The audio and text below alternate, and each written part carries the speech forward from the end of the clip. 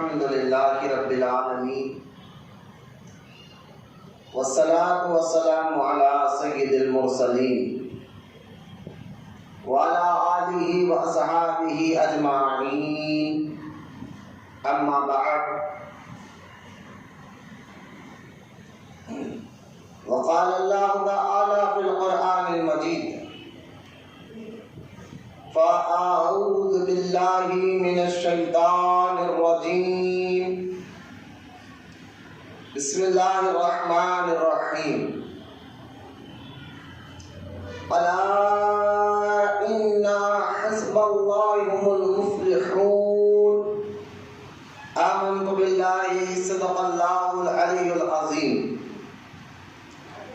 وقال الله تعالى بشأن حبيبه الكريم إن الله وملائكته يصلون على النبي يا أيها الذين آمنوا صلوا عليه وسلموا تسليما اللهم صل على سيدنا مولانا محمد اللهم صل على سيدنا ومولانا محمد معدن الجود والكرم وعلى آله وبارك وسلم صلاة وسلاما عليك يا رسول الله صلی اللہ تعالی علیہ وآلہ وصحبہ وسلم اما بعد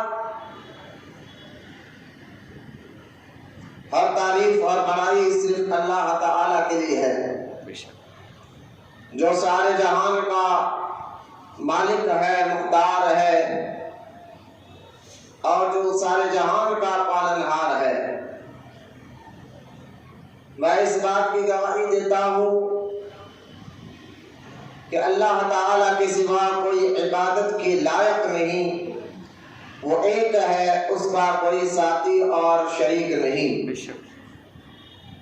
اور میں اس بات کی بھی گواہی دیتا ہوں کہ آپ کے اور ہمارے پیارے آقا اور مولا حضور پر نور رحمت عالم نور مجسم حضرت سیدنا محمد مصطفیٰ احمد مجتبی صلی اللہ علیہ وآلہ وصحبہ وسلم اللہ تعالیٰ کے آخری رسول اور اس کے برگزیدہ بندے ہیں۔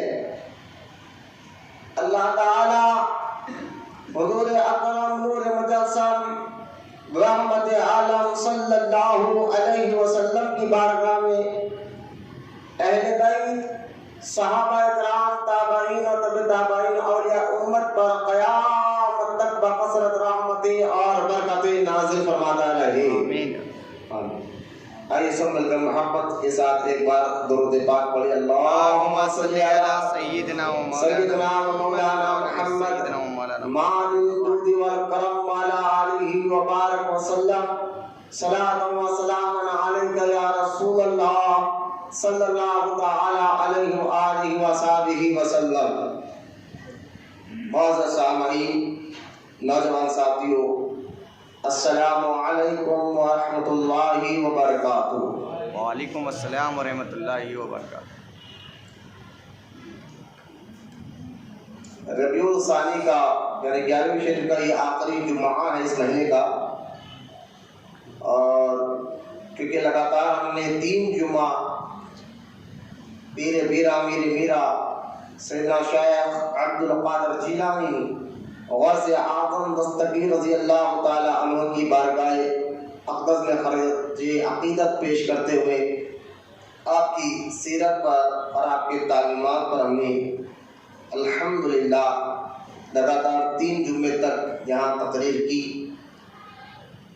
اور دعا کرتا ہوں اللہ تعالیٰ ہم تمام کو ہمارے بزرگوں کے فیضان سے مالا مال فرمائے، آمین، اور ان کی محبت کے ساتھ ساتھ ان کی تعلیمات پر بھی عمل کی توفیق عطا فرمائے، آمین۔ کیونکہ یہ مبارک مہینہ ہے 11ویں شریف کا۔ اس مہینے میں ایک اور بہت بڑے عظیم بزرگ، ان کا بھی عرس مبارک بڑے عقیدے اور محبت کے ساتھ منایا جاتا ہے۔ آج ہم اس ولی کامل کی بارگاہ میں خراج عقیدت پیش کرتے ہوئے آپ کی سیرت اور آپ کے کچھ تعلیمات پر بات کریں گے۔ وہ عظیم آقا برکت بزرگ کا نام، جن کو پوری دنیا میں نظام الدین اولیاء کے نام سے لوگ جانتے ہیں، جن کا اصل نام سید محمد تھا۔ سبحان اللہ۔ آج سرکار سیدنا نظام الدین اولیاء رحمۃ اللہ تعالی علیہ کی سیرت، ان کے شان و عظمت پر انشاءاللہ ہم بات کریں گے۔ آئیے، لیکن سب سے پہلے، کیونکہ بیان شروع کرنے سے پہلے آج کرائیے کہ پہلے درود کی فضیلت آپ کو سناتا ضرور، تاکہ درود پڑھنے کا جذبہ اور شوق اللہ تعالیٰ آپ سب کو عطا فرمائے۔ درود کی بے شمار فضائل اور برکات احادیث مبارکہ میں موجود ہے۔ اب جو حدیث میں سنانے جا رہا ہوں، یہ حدیث مسند الفردوس کتاب کا نام، اس میں یہ حدیث پاک ہے، موجود ہے۔ حدیث پاک کیوں ہے؟ نبی کریم صلی اللہ علیہ وآلہ وصحبہ وسلم نے ارشاد فرمایا کہ جب کوئی بھی شخص مجھ پر درود پڑھتا ہے تو فرشتہ اس درود کو اللہ تعالیٰ کی بارگاہ میں پہنچاتا ہے۔ اللہ تعالیٰ فرماتا ہے کہ اس درود کو میرے محبوب مصطفیٰ جان رحمت کی بارگاہ میں پیش کرو، تاکہ میرا محبوب درود پڑھنے والے کے لیے دعائیں مغفرت بھی کرے اور درود پڑھنے والے کی آنکھیں ٹھنڈک بھی ہو۔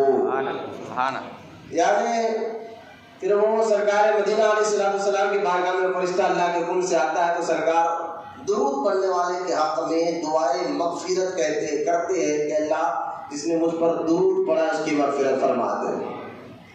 تو لہذا درود پاک کے بے شمار فضائل اور برکات میں سے یہ بھی بات ہمیں معلوم ہوئی کہ درود پڑھنے والے کے لیے حضور بھی علیہ السلام دعا فرماتے ہیں۔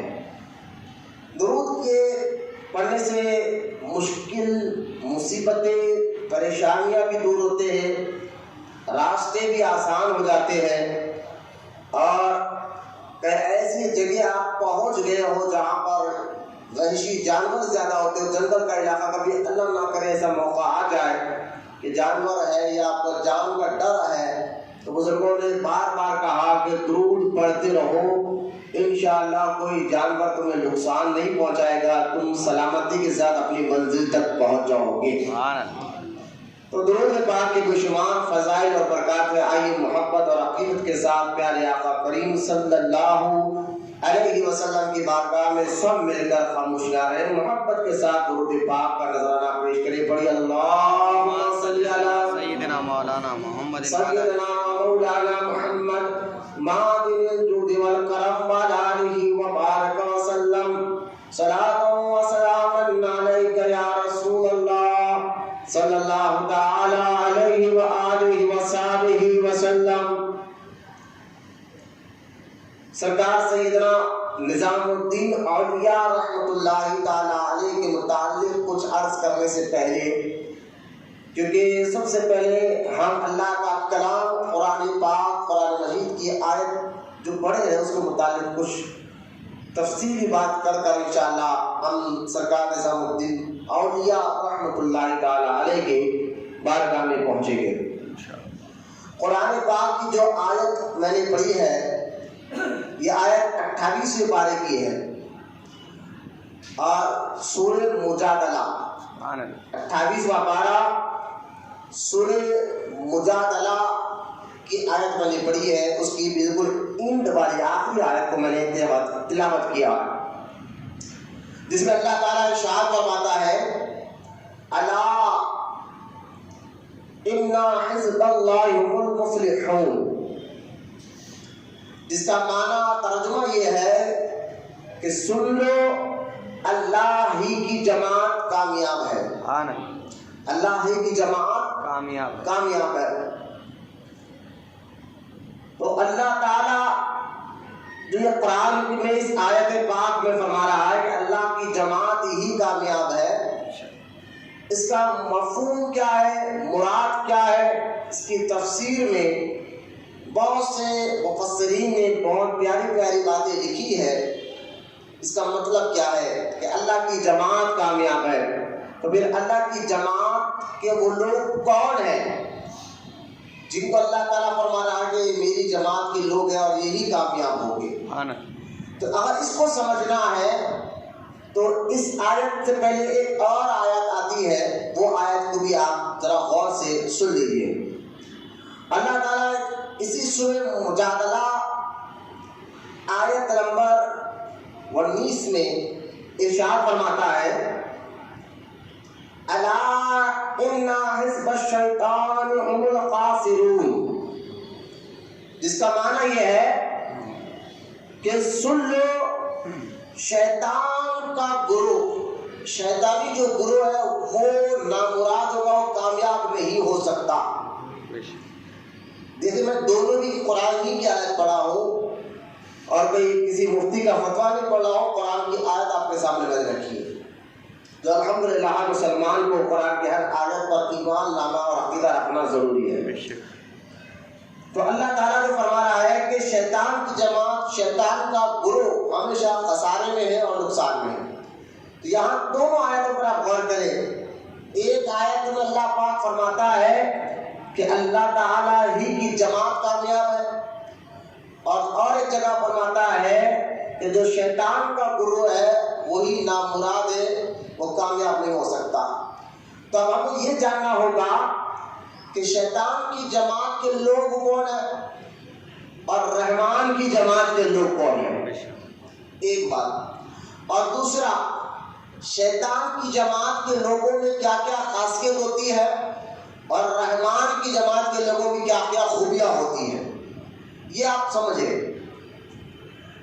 آپ دیکھیں شیطانی جماعت کو اگر آپ دیکھیں تو آج یہاں اس بات پر ہم غور کریں کہ ابلیس اور اس کی جو قوت ہے، شیطانی قوت، اگر آپ غور کریں حدیث پاک کا مطالعہ کریں تو جنات جو شیطان ہے اس کو بھی اللہ تعالیٰ بہت طاقتور بنایا ہے.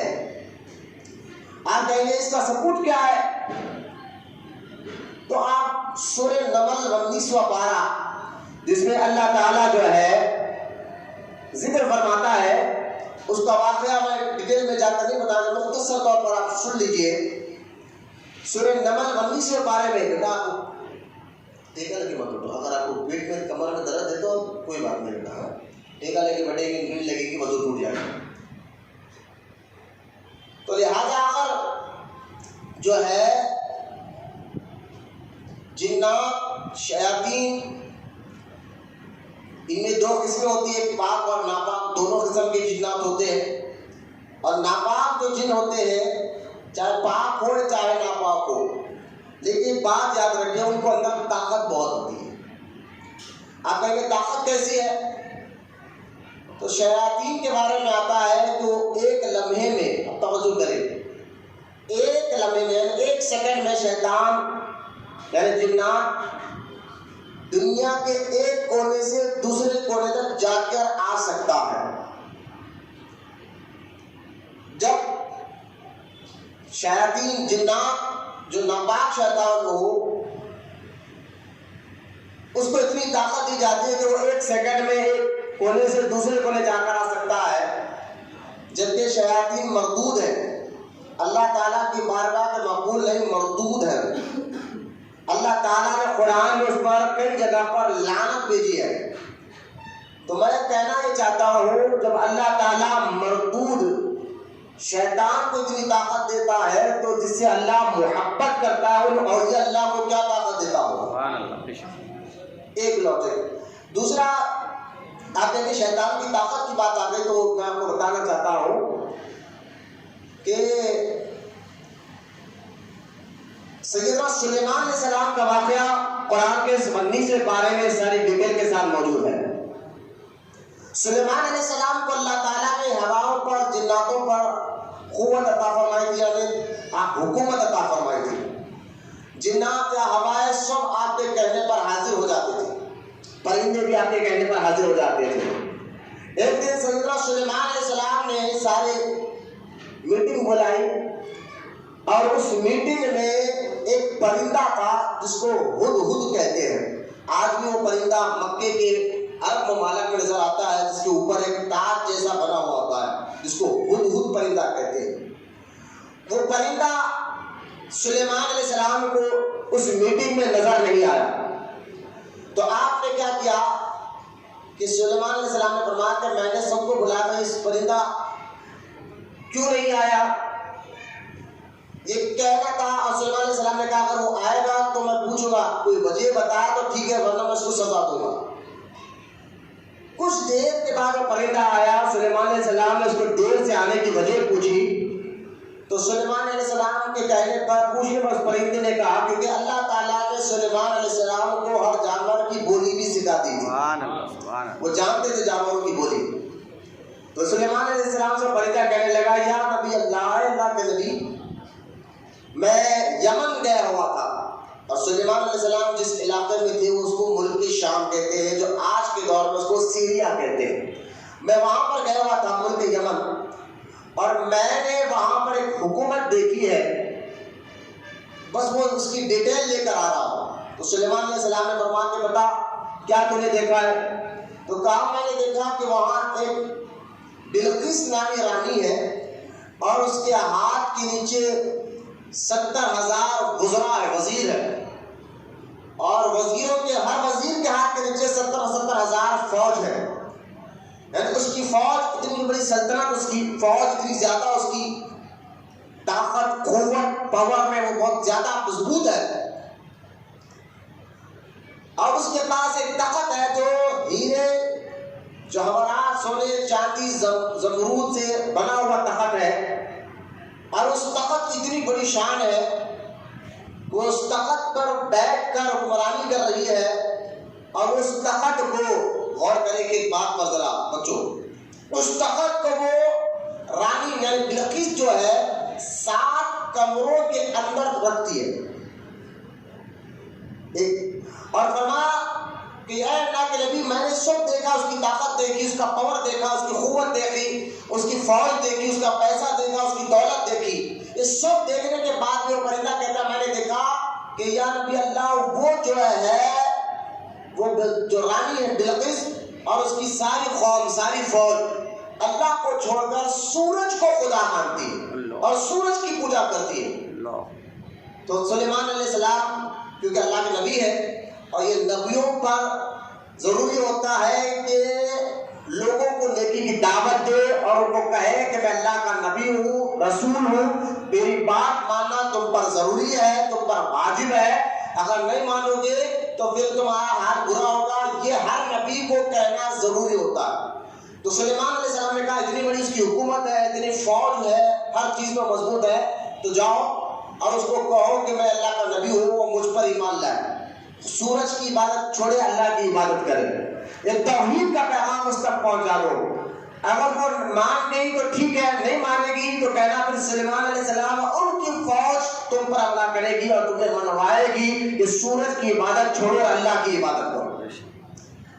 اب یہ پرندہ ہدہد جو ہے سلیمان علیہ السلام کا پیغام خط کے ذریعے لے کر گیا اور بلقیس کے پاس ڈال دیا. تو سارے بلقیس نے سارا خط پڑھا اور سلیمان علیہ السلام نے کہا کہ میں اللہ کا نبی ہوں. یہ ساری ڈیٹیل قرآن پاک 15 سے 12 سورہ نمل میں موجود ہے کہ میں آیا ہوں. تو بلقیس نے سارے وزراء، بڑے بڑے وزیر کو بلا مشورہ کیا کہ خط آیا ہے، کوئی اللہ کے نبی سلیمان علیہ السلام نے مجھے خط بھیجا، کہا کہ ابھی فوراً ان کے پاس آؤ، ورنہ جو ہے وہ حال برا ہو جائے گا.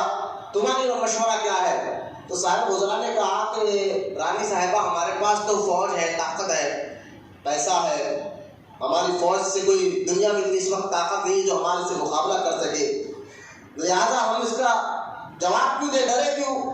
لیکن وہ بلقیس جو تھی وہ عقل مند بھی تھی، دانش مند بھی تھی، سمجھدار بھی تھی. تو اس نے کہا نہیں، اگر وہ واقعی نبی ہے تو پھر ہم ان کا مقابلہ نہیں کر سکتے. اب یہ نبی ہے، یہ دولت چاہتے ہیں کہ ہم اتنی بڑی حکومت کو دیکھ کر، فوج کو دیکھ کر، پیسے کو دیکھ کر، دولت کو دیکھ کر کہیں ان کی نیت میں کوئی مسئلہ تو نہ ہو جائے. اگر یہ آزمانا ہے نبی ہے یا نہیں ہے، یہ آزمانا ہمیں چاہیے. اور یہ آزمانے کے لیے بلقیس نے کیا کیا، کئی کنیزوں کو، کئی غلاموں کو بلایا اور ان کے ہاتھ میں سونے کے تھال بھر دیے. کئی ہزار کنیز غلاموں کی ایک ایک ہاتھ میں ایک تھال ہے، اور وہ ایک ایک تھال میں سونے، چاندی، ہیرے، جواہرات ہے. کہا جاؤ جا کر سلیمان علیہ السلام کو یہ پیش کرو. اگر انہوں نے یہ قبول کر لیا تو وہ نبی نہیں ہے، اگر وہ نبی ہے تو یہ ساری چیزوں کو قبول نہیں کریں گے. اب ہزاروں کی تعداد میں غلام کنیزیں ہاتھ میں تھال لیے وہ نکلے یمن سے سیریا آنے، اور اس دور میں یمن سے سیریا ملک شام آنے کا سفر 2 مہینے لگتے تھے. 2 مہینے کا سفر وہ آ رہے ہیں، لیکن اللہ کے نبی کو اللہ تعالیٰ غیب کی خبریں دے دیتا ہے. ذہن رکھے آپ، اللہ کا نبی ہوتا تو بشر ہے، ہوتا تو انسان ہے، لیکن ہماری طرح عام انسان نہیں ہوتا. اللہ تعالیٰ کے نبی کو، سلیمان علیہ السلام کو معلوم ہو گیا اس کی نیت کیا ہے اور یہ ایسے کام کر رہی ہے. تو سلیمان علیہ السلام نے کہا کیا، کیونکہ اللہ تعالیٰ نے سلیمان علیہ السلام کو بے شہا بے تحاشا دولت سے بھی نوازا تھا، حکومت سے بھی نوازا تھا. تو آپ نے کہا کیا کہ کام کرو، یہ کنیزوں کو سونا دے کر بھیج دیے کہ آزمانے کے لیے، ہمارے پاس کیا دولت ہے. تو سلیمان علیہ السلام نے حکم دیا اپنے غلاموں کو، ایک کام کرو، محل جہاں سلیمان علیہ السلام بیٹھے تھے وہاں سے کچھ دور جاؤ اور ہر جگہ سونے چاندی کا ڈھپا لگا دو، زمین پر سونا اور چاندی بچھا دو. ایک ایک قدم چھوڑو اور ایک قدم پر سونے چاندی کا جو ہے راڈ، ایک یعنی کپا رکھتے جاؤ. ایک قدم چھوڑو، ایک قدم پہ کپا، ایک قدم چھوڑو، ایک قدم پہ کپا. اس طرح راستے تمام سلیمان علیہ السلام کے غلاموں نے ایسا کام کیا. جب وہ کنیزیں سونا لے کر ملک شام سیریا پہنچی تو وہ حیران ہو گئے کہ یار ہم تو اتنا سونا لے کر آئے تھے، لیکن اتنا سونا تو سلیمان علیہ السلام کے غلاموں نے خالی راستے میں بچھا رکھا. راستے میں اتنا سونا ہے تو ان کے پاس کتنا سونا ہوگا، کتنی چاندی ہوگی. اور راستے میں قدموں میں سونا بچھا رکھا ہے.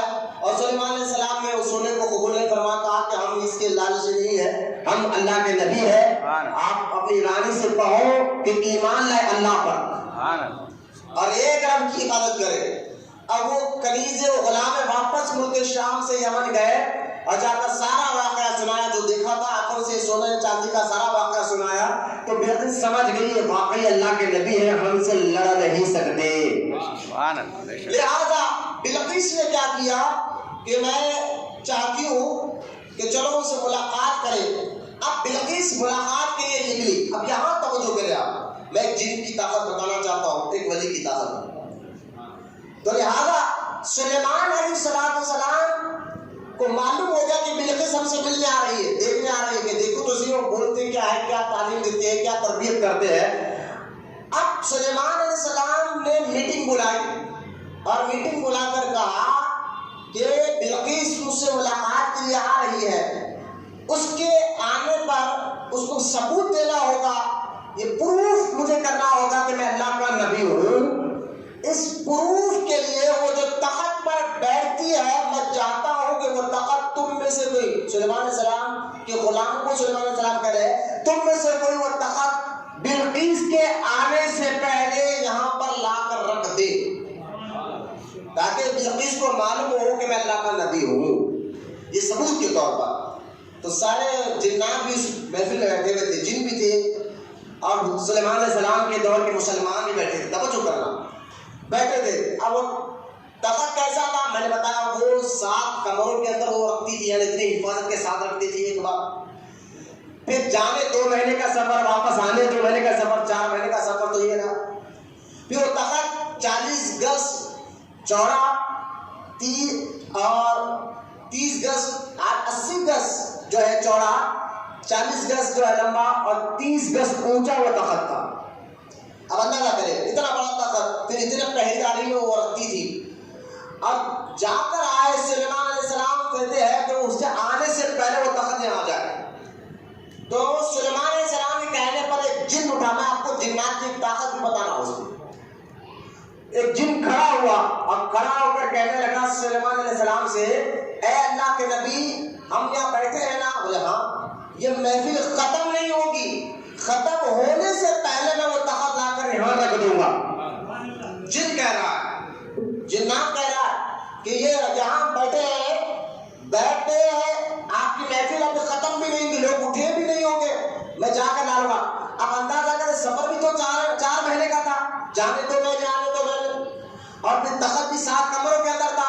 اس کو جانا، اٹھا کر لانا، اور اتنی تیزی کے ساتھ یوں سمجھے کہ سلیمان علیہ السلام کی وہ محفل 2 گھنٹے کی ہوتی، 2 گھنٹے تو محفل بیٹھتے لوگ جو بات ہوتی ہے اس کے بعد ختم ہو جاتی ہے. 2 گھنٹے کے اندر یعنی 4 مہینے کا سفر 2 گھنٹے میں کر دینا. جن کہتا میں 2 گھنٹے میں کر کے بتاؤں گا، جن کہتا تو ایک جن کی طاقت کا اندازہ کرے، قوت کا اندازہ کرے. تو سلیمان علیہ السلام کہتے ہیں نا مجھے اس سے بھی جلدی چاہیے. اور سلیمان علیہ السلام کہتے ہیں میں جانتا ہوں کہ میرے غلاموں میں کوئی ہے تو اس سے بھی زیادہ جلدی لا سکتا ہے. اب اندازہ کرے تو سلیمان علیہ السلام کے غلام جن کا نام سیدنا آصف بن برقیہ تھے، وہ کھڑے ہوئے. قرآن کہتا ہے وہ اللہ کے نبی سے کہنے لگے، آصف بن برقیہ تو سلیمان علیہ السلام کے کلمہ پڑھنے والے تھے، اس دور کے مسلمان تھے، صحابی تھے اور ولی تھے. انہوں نے کھڑے ہو کر کہا کہ اے اللہ کے نبی اگر مجھے لانے کی اجازت دے، جن تو کہتا ہے 2 گھنٹے کے اندر لاؤں گا. سفر بھی 4 مہینے کا تھا بھائی، تخت بھی جتنا بڑا چوڑا لمبا میں نے بتا دیا آپ کو، 7 کمروں کے اندر رکھا ہوا ہے. لیکن جن کی طاقت 2 گھنٹے میں لانے کے لیے کہہ رہا ہے. لیکن اللہ کے ولی آصف بن برقیہ کہتے ہیں اگر آپ مجھے اجازت دیں گے تو وہ تخت لاؤں گا، آپ پلک جھپکنے سے پہلے آپ کے سامنے رکھ کر بتا دوں گا. سبحان اللہ. بولے محبت سے سبحان اللہ. اور قرآن کہتا ہے 19 وقارہ سورہ نمل میں کہ انہوں نے ایسا کر کر بتایا. پھر وہ سلیمان علیہ السلام کے غلام سامنے بیٹھے تھے، گئے نہیں، غائب بھی نہیں ہوئے، تخت آ کر بھی ہے، تخت لا کر بھی بتا دیا، تخت سامنے رکھ کر بھی بتا دیا. اور اللہ تعالیٰ کے نبی سلیمان علیہ السلام نے کہا ھذا من فضل ربی، یہ میرے رب کا فضل ہے کہ میرے غلاموں نے ایسے لوگوں کو بھی مجھے عطا فرمایا ہے. جب سلیمان علیہ السلام کے دور کے ولی صحابی کی روحانی طاقت اور قوت کا یہ مقام مرتبہ ہے تو یہ بات ذہن میں رکھ لیجئے ہمارے نبی سارے نبیوں سے افضل ہے، ہمارے نبی سارے نبیوں سے افضل ہے. اور اسی طرح ہمارے نبی کی امت بھی ساری امت سے افضل ہے، ہمارے نبی کی امت بھی سارے نبیوں کی امت سے افضل ہے. تو جب سلیمان علیہ السلام کے دور کی ایک امتی کی طاقت کا روحانیت کا یہ عالم تھا کہ آپ اندازہ کریں جو حضور کے غلام ہوگے، جو غوث اعظم ہے، غریب نواز ہے، بندہ نواز ہے، ان کی قوت اور طاقت کا عالم کیا ہوگا. سبحان اللہ. بے شک. تو لہٰذا ایک جن جو ہے اتنی طاقت کر سکتا ہے. تو قرآن کہتا ہے، جو آیت میں نے پڑھی ہے اس پر میں نے کہ اللہ فرماتا ہے سن لو شیطان کی جماعت کامیاب نہیں ہو سکتی اور اللہ ہی کی جماعت کامیاب ہو سکتی ہے. بے شک. تو شیطان کی جماعت میں ایسے طاقت والے لوگ ہیں. اب آپ کو بتاؤں، آپ کو دجال آنے والا قیامت کے قریب، صحیح بخاری میں حدیث ہے، صحیح مسلم میں حدیث پاک ہے. اگر آپ دیکھیں کہ دجال کیا کرے گا، پہلے ہے کون دجال؟ تو دجال شیطانی جماعت کا ایک نمائندہ ہے، ایک کارکن ہے، اس جماعت سے تعلق رکھنے والا ایک فرد ہے دجال. اور ہم لوگ کہتے ہیں کالا دجال کہتے ہیں ہم ٹی وی کی طرف چلے جاتا ہے، ایسا نہیں ہے. دجال ایک شیطانی جماعت کا کارکن یوں سمجھیے آپ، اس جماعت سے تعلق، شیطانی جماعت سے تعلق رکھنے والا کارکن ہوگا اور قیامت کے قریب دجال آئے گا. اس کی پہچان کیا ہے؟ اللہ کے رسول نے ساری اس کی پہچان بتائی. اور اسی طاقت اس کے پاس ہوگی دجال کے پاس. شیطانی جماعت کا کارکن ہے، شیطانی جماعت کا ایک نمائندہ، ایک فرد ہے. وہ دجال کے بارے میں حدیث پاک میں آتا ہے کہ دجال جب آئے گا تو سیدھے بازو، اس کے سیدھے بازو لوگوں کو کہے گا یہ جنت ہے. اور جب لوگ دیکھیں گے تو اس کے سیدھے بازو اس کو باغ، پھل، پھول، ایسے باغات نظر آئیں گے. اور دائیں بازو وہ کہے گا یہ دوزخ ہے. اور دائیں طرف اس کے آگ نظر آئے گی. اور وہ لوگوں سے کہے گا کہ میں خدا ہوں، میری عبادت کرو. جو مجھے خدا مانے گا میں اس کو جنت میں داخل کروں گا، اور جو مجھے خدا نہیں مانے گا میں اس کو دوزخ میں داخل کروں گا. حدیث پاک میں آتا ہے کہ وہ جو ہے جو دوزخ جنت بتا رہا ہے حقیقت میں وہ دوزخ ہوگی، اور جس کو وہ دوزخ بتا رہا ہے کہ حقیقت میں وہ جنت ہوگی. تو جو لوگ منافق اور مشرک ہو گئے اس کو خدا مان لیں گے، وہ اٹھا کر جس کو وہ جنت بتا اس میں ڈالے گا، لیکن ہوگا دوزخ ہو. اور جو مومن ہوگے جن کے دل میں عشق رسول ہوگا، یہ سارے واقعات ہونے والے سرکار نے سارے حدیث پاک میں بیان فرمایا. میں قصہ پہلے نہیں سنا، توجہ کریں کہ حدیث پاک میں آتا ہے کہ دجال جس کو کہے گا مجھے خدا نہیں مانے گا میں تمہیں دوزخ میں ڈال دوں گا. تو لہٰذا جو اس کی بات نہیں مانیں گے، جو واقعی مومن ہوں گے، مسلمان ہوں گے، اللہ کو ایک مانیں گے، اللہ کی عبادت کریں گے، وہ نہیں مانیں گے کہ تم سمجھ جائیں گے کہ دجال ہے، کافر ہے، مشرک ہے، تو وہ اٹھا کر آپ کے گڑے میں ڈالے گا، لیکن حقیقت میں وہ جنت ہوگی. اب دجال کو اتنی طاقت ہوگی، وہ سوکھی زمین کو کہے گا تو ہری ہو جا. لوگوں کو سمجھانے کے لیے وہ کہے گا، تو لوگوں کو بتانے کے لیے میں خدا ہوں کہ وہ سوکھی زمین کو کہے گا تو ہری بھری ہو جا، تو اس کے کہنے پر سوکھی زمین ہری بھری ہو جائے گی. وہ کہے گا بارش برس، پانی پڑ، تو اس کے کہنے پر بارش ہونا شروع ہو جائے گی. لیکن غور کرے، یہ دجال ہے، شیطانی جماعت کا ایک نمائندہ ہے، اس کی بات ماننے پر اس کا ایمان خطرے چلے جائے گا. میں آپ کو سمجھانا ہی چاہتا ہوں، جب اللہ تعالیٰ شیطانی جماعت کے کارکنوں کو، ان کے نمائندوں کو اتنی طاقت دیتا ہے، تو دجال شیطانی جماعت کا کارکن ہے، اس کو اتنی طاقت ہے، تو اللہ فرماتا ہے یہ تو کامیاب ہو ہی نہیں سکتے. ہاں خبردار، جو اللہ ہی کی جماعت کامیاب ہونے والی ہے. ہم نے کہا مولا شیطان کی جماعت کے لوگوں کو اتنی طاقت ہے، قوت ہے، اب تیری جماعت کے نمائندے کون ہے، تیری جماعت کے لوگ کون ہے؟ تو میں آپ کو بتانا ہی تو چاہتا ہوں، اللہ کی جماعت کے نمائندے غوث اعظم ہے، اللہ کی جماعت کے نمائندے خواجہ غریب نواز ہے، اللہ کی جماعت کے نمائندے نظام الدین اولیاء ہے، اللہ کی جماعت کے نمائندے خواجہ بندر نواز کے صدراس ہے. سبحان اللہ، سبحان اللہ. اگر آپ کو کوئی پوچھے نا یہ اولیاء اللہ ہے کون، اللہ والے ہے کون، تو قرآن کہتا ہے اللہ کی جماعت کے لوگ ہیں.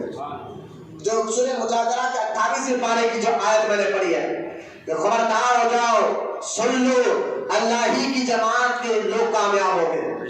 تو یہ اللہ کی جماعت کے لوگ، یہ اولیاء اللہ فرماتا کامیاب ہی ہو گئے، اور انہی کی اطاعت کرنا، انہی کے تعلیمات پر عمل کرنا، تم بھی کامیاب ہو جاؤ، تم بھی اللہ تک پہنچ جاؤ گے. ایک بات اب دیکھیں تو قرآن کی آیت، اس کا معنی کچھ ترجمہ آپ کے سامنے رکھا ہے، کچھ معنی آپ کے سامنے بیان فرمایا ہے. اس کو سمجھنے کے بعد اور آگے جائے. اللہ کے جو نیک بندے ہوتے ہیں، اللہ تعالیٰ ان کو اختیار و قوت بھی عطا فرماتا ہے. ان کو ہمارے جیسا ہے، یعنی وہ پتھر کی طرح ایک جو ہے بیکار نہیں ہوتے، اور کسی بھی انسان کو اللہ تعالیٰ نے ایک جو ہے پتھر کی طرح بیکار نہیں بنایا. آپ دیکھیں اس کو سمجھانے کے لیے، اگر آپ راستے میں جا رہے ہیں، کہیں پر پتھر آپ نے دیکھا، تو پتھر نہ چل سکتا ہے، نہ دیکھ سکتا ہے، نہ سن سکتا ہے. اس کو وہ جہاں پڑا ہے وہی پڑے گا جب تک اس کو اٹھا کر کوئی سائڈ میں نہیں ڈالے. لیکن انسان چل بھی سکتا ہے، دیکھ بھی سکتا ہے، بول بھی سکتا ہے، سن بھی سکتا ہے. یہ اللہ نے انسان کو اختیار دیے. آج لوگ کہتے ہیں اللہ والے کیا کرتے ہیں، ان کو کچھ اختیار نہیں ہوتا، وہ ہمارے طرح ایک عام آدمی تھے، عام بشر تھے. میں نے کہا دیکھو اللہ تعالیٰ تمہیں بھی جو ہے نا اختیار دیا ہے، سمجھ دیا ہے. اس لیے اللہ تعالیٰ قرآن میں فرماتا ہے ہم نے نیکی اور بدی بتا کر لوگوں کو بتا دیا، ان کو عقل دی، سمجھ دی، عقل اور سمجھ، اور اس کے بعد اختیار دے دیا. اب تمہارے ہاتھ میں ہے، جو تمہارے اندر طاقت ہے، قوت ہے، عقل ہے، اس کو استعمال کر کے تم نیکی کرنے والے بنو یا گناہ کرنے والے بنو. اللہ نے نیکی کیا ہے اور بدی کیا ہے دونوں بتا کر رکھ دیا. یہ دونوں چیزیں بتا کر ہمیں عقل دی اور سمجھ دی، اور جو سمجھدار ہوتا ہے وہ نیکیوں پہ عمل کرتا ہے. تو اس سمجھ، یہ عقل، یہ انسان کا اختیار ہے. انسان کو اللہ پتھر کی طرح مجبور نہیں بنایا، اختیار والا بنایا. آپ غور کریں، آپ کسی پتھر کو اٹھا کر ایک کتے کو مارے تو کتا پتھر کو نہیں بھونکتا، مارنے والے کو بھونکتا، مارنے والے پر آتا ہے. اس کتے کو نہیں معلوم ہے پتھر تو بے جان ہے، اس کو کیا آتا ہے، مارنے والا انسان ہے. تو لوگ جو کہتے ہیں نا کہ اللہ والے کیا کرتے ہیں، ان کو ہماری طرح کے انسان تھے. میں نے کہا دیکھو ایک جانور سمجھتا ہے یار کہ انسان کو اللہ نے اختیار والا بنایا. ایک عام انسان کو اللہ نے طاقت کی، قوت کی، اختیار دیا ہے. تو مولانا روم رحمۃ اللہ تعالیٰ علیہ فرماتے ہیں، اس کو سمجھانے کے لیے جلال الدین رومی رحمۃ اللہ تعالیٰ علیہ آپ ارشاد فرماتے ہیں، اس ایک مولانا روم بہت بڑے بزرگ گزرے، اور اپنی کتاب مثنوی شریف میں آپ نے کچھ حکایتیں، کچھ ایسی چیزیں بیان فرمائی ہے جس کے ذریعے سے لوگوں کو سمجھانا چاہتے ہیں، بتانا چاہتے ہیں. اور کچھ ایسی ایسی حکایتیں ہیں، ایسے ایسے واقعات اس کتاب میں ہے کہ جب بندہ پڑھتا ہے نا اس کی عقل روشن ہو جاتی ہے، اس کو خدا کی طاقت پر یقین بڑھ جاتا ہے، خدا کی قدرت پر یقین بڑھ جاتا ہے، اور رسول کی محبت اس کے دل میں اجاگر ہو جاتی ہے. یہ بڑے مشہور بزرگ ہیں مولانا روم رحمۃ اللہ اللہ تعالیٰ علیہ جلال الرومی کو کہتے ہیں، وہ اپنی کتاب مثنوی شریف میں سمجھانے کے لیے کہ انسان پتھر کی طرح مجبور نہیں ہے، اللہ نے انسان کو اختیار دیا ہے، یہ سمجھانے کے لیے ایک واقعہ لکھتے ہیں۔ یہ سمجھانے کے لیے فرماتے ہیں کہ ایک چور باغ میں گھس گیا اور گھس کر جو ہے چوری کرنے لگا۔ باغ کا مالک آ گیا اور باغ کے مالک نے اس کو پکڑ کر جب مارنا شروع کیا تو چور کہنے لگا کہ تو مجھے مارتا کیوں ہے، تو کیا مسلمان نہیں ہے؟ تو باغ کے مالک نے کہا میں مسلمان ہوں، تو کہنا کیا چاہتا ہے؟ کہا تو جب مسلمان ہے تو کیا قرآن نہیں پڑھا؟ تو باغ کے مالک نے کہا چور بھی کرتا ہے، قرآن کی تعلیم بھی دیتا ہے۔ کہا میں نے قرآن میں پڑھا ہے۔ تو کیا تم نے قرآن میں نہیں پڑھا بغیر اللہ کے حکم سے پتا بھی نہیں ہلتا؟ بولے ہاں، بغیر اللہ کی مرضی کے کچھ نہیں ہو سکتا۔ تو وہ چور کہنے لگا پھر میں باغ میں آیا چوری کر رہا ہوں، یہ میرے اختیار میں تھوڑا ہے، معاذ اللہ یہ اللہ نے میرے دل میں ڈالا تو میں ایسا کام کر کر بتا رہا ہوں۔ حالانکہ چوری کرنا حرام ہے اور اس کو صحیح سمجھنے والا کافر ہو جاتا ہے۔ گناہ کو گناہ سمجھنا یہ الگ بات ہے، گناہ کو اچھا سمجھنے والا کافر ہو جاتا ہے۔ یہ صرف سمجھانے کے لیے ایک مثال دے رہا ہوں جو مولانا روم نے دی ہے، اس کو ضائع کر کیا۔ تو چور کہنے لگا کہ میں اپنی مرضی سے تھوڑا چوری کر رہا ہوں، لہذا جب میں اندر آ کر جو چوری کر رہا ہوں، جب اللہ کے بغیر حکم سے پتہ نہیں ہلتا تو یہ اللہ تعالیٰ نے میرے دل میں ڈالا ہوگا، معاذ اللہ ایسی سوچ کو وہ بتانے لگا۔ تو باغ کا مالک کو بھی اللہ نے بڑی عقل عطا فرمائی تھی، اس باغ کے مالک نے چور کو پکڑ کر جو ہے مارنا شروع کر دیا، اور جب وہ مارنا شروع کر دیا تو کہا چور نے کہ مارتا کیوں ہے؟ تو باغ کے مالک نے کہا شاید تو بھی قرآن کا احکام بھول گیا، جب تو خود کہہ رہا ہے بغیر اللہ کے حکم سے جب پتہ نہیں ہلتا تو بغیر اللہ کے حکم سے میں کیوں ماروں گا تجھے؟ اللہ نے حکم ہی دیا ہوگا تبھی تجھے مار رہا ہوگا، اللہ نے میرے دل میں ڈالا گا تبھی تجھے مار رہا ہوگا نا۔ تب چور ہاتھ جوڑ کر بولا کہ باغ کے مالک کو میں سمجھ گیا، اللہ نے انسان کو پتھر کی طرح مجبور نہیں بنایا، اچھا کیا ہے برا کیا ہے یہ دونوں چیزوں کی سمجھ دے دی اور مجھے اختیار بھی عطا فرمایا، اختیار بھی عطا فرمایا ہے۔ تو عام انسانوں کو جب اللہ تعالیٰ اختیار دیتا ہے تو ان اولیاء اللہ کو اللہ کتنا اختیار عطا فرماتا ہوگا۔ دیکھو ان کی طاقتیں کیا ہوگی۔ ابھی آپ نے قرآن کی ایک آیت جو سورہ نمل 19 پارے کی ہے میں نے بڑی ڈیٹیل کے ساتھ آپ کے سامنے رکھ دیا ہے۔ خیر ان بزرگان دین سے محبت کرنا جہاں بے شمار فائدے ہیں، بزرگوں سے محبت کرنا، تو وہاں پر بزرگوں سے دشمنی کرنے پر بھی جو ہے احادیث مبارکہ میں ان کے لیے بھی وعید آئی ہے، اور وعید ایسی آئی ہے کہ حدیث مبارکہ حدیث قدسی ہے، اللہ کے رسول علیہ السلام نے ارشاد فرمایا، اور سنا ہے حدیث پاک کو، حلت الاولیاء میں ایک کتاب میں حدیث پاک موجود ہے، اللہ کے رسول علیہ السلام ارشاد فرماتے ہیں کہ اللہ تعالیٰ نے مجھ سے کہا کہ اے میرے محبوب کو اپنے غلاموں سے کہہ دے جو میرے کسی ولی سے دشمنی کرتا ہے، حدیث قدسی توجہ کریں، جو میرے کسی ولی سے دشمنی کرتا ہے اللہ تعالیٰ فرماتا ہے میں اس سے اعلان جنگ کرنے کے لیے تیار ہوں۔ اب غور کریں، ولی سے دشمنی اللہ سے جنگ کرنا، اور اللہ سے کوئی جنگ تو کر نہیں سکتا، اللہ سے جنگ کرنے کا مطلب کیا ہے؟ وہ سارے علماء کہنے لگے کہ اللہ سے جنگ کرنے کا مطلب یہ ہے کہ جو ولی سے دشمنی کرتا ہے اس کا ایمان ختم ہو جاتا ہے اور وہ دنیا اور آخرت میں عذاب میں مبتلا ہو جاتا ہے۔ ولی سے دشمنی کرنے کا مطلب ہے پھر وہ نقصان اٹھاتا ہے، دنیا میں بھی برباد ہوتا ہے اور آخرت میں بھی وہ برباد ہو جائے گا۔ اس حدیث سے پتہ یہ چلا کہ اللہ کے نیک بندوں اور ان کے ولیوں کے مزارات کی زیارت کرنا، اس کا ادب کرنا، تعظیم کرنا، محبت کرنا اللہ تعالیٰ کی طرف سے ہر مسلمان پر واجب ہے، ضروری ہے۔ ولیوں سے محبت اور ان کی عزت کرنا، کیونکہ اللہ نے کوئی عزت کا مقام عطا فرمایا ہے۔ اگر کوئی وہابی بدعقیدہ آپ کو یہ کہے دے کہ جناب کہ آپ اللہ والوں کے آستانوں پر حاضری کیوں دیتے ہیں، تو کہنا اس لیے دیتے ہیں کہ وہاں بیٹھ کر ہم جو دعا کرتے ہیں اللہ قبول فرما لیتا ہے، اللہ کو راضی کرنے کے لیے ہم اللہ کے ایک ولی کے پاس جاتے ہیں اور جب دعا کرتے ہیں وہ بزرگ بھی ہمارے حق میں دعا کرتے ہیں تو اللہ ہمارے مشکل کو حل فرما دیتا۔ تو وہ آپ ایک تانا دے سکتا ہے، آپ کو کہے گا کہ بھائی تم ولی کے آستانے پر درگاہ جا کر ہی دعا کیوں کرو، وہی دعا تم گھر میں بیٹھ کر بھی کر سکتے ہو، کیا اللہ تعالیٰ نہیں سنے گا؟ وہی دعا تم مکان میں بیٹھ کر بھی کرو تو اللہ سنتا ہے۔ گھر میں بیٹھ کے کرو تو اللہ سنتا ہے، دکان میں بیٹھ کے کرو تو اللہ سنتا ہے، کہیں پر بھی بیٹھ کے کرو اللہ تو سننے والا ہے۔ تم ولی کے آستانے پر جا کر ہی دعا کیوں کرتے ہو کہ اللہ وہاں جا کر سنے گا؟ اور اس سے اللہ تو پاک ہے، آنے جانے اوپر نیچے دائیں بائیں سے تو اللہ پاک ہے۔ تو آپ اس کو جواب دینا کہ جناب بات یہ ہے اللہ سنتا ہر جگہ سے، بے شک اس میں کوئی شک نہیں۔ گھر میں بیٹھو، دکان میں بیٹھو، کہیں پر بھی اللہ کو پکار، اللہ سنتا ہر جگہ سے۔ سننے کی بات نہیں ہے، اللہ تو سنتا ہر جگہ سے ہے، اور بات یہاں سننے کی نہیں ہے، بات یہاں اس کے راضی ہونے کی ہے، بات اس کے یہاں راضی ہونے کی ہے۔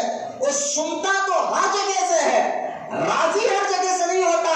اولیاء اللہ کے آستانے وہ ہے جہاں جانے سے اللہ راضی ہو جاتا۔ سبحان اللہ، بے شک۔ سننا کون سی بات، سنتا تو ہر جگہ سے ہے، کہیں سے بھی پکارا اللہ ہر جگہ سے سنتا ہے، راضی ہر جگہ سے نہیں ہوتا۔ اور جہاں اللہ والوں کے آستانوں پر جا کر اللہ کو پکارو تو اللہ سنتا بھی اور راضی بھی ہو جاتا۔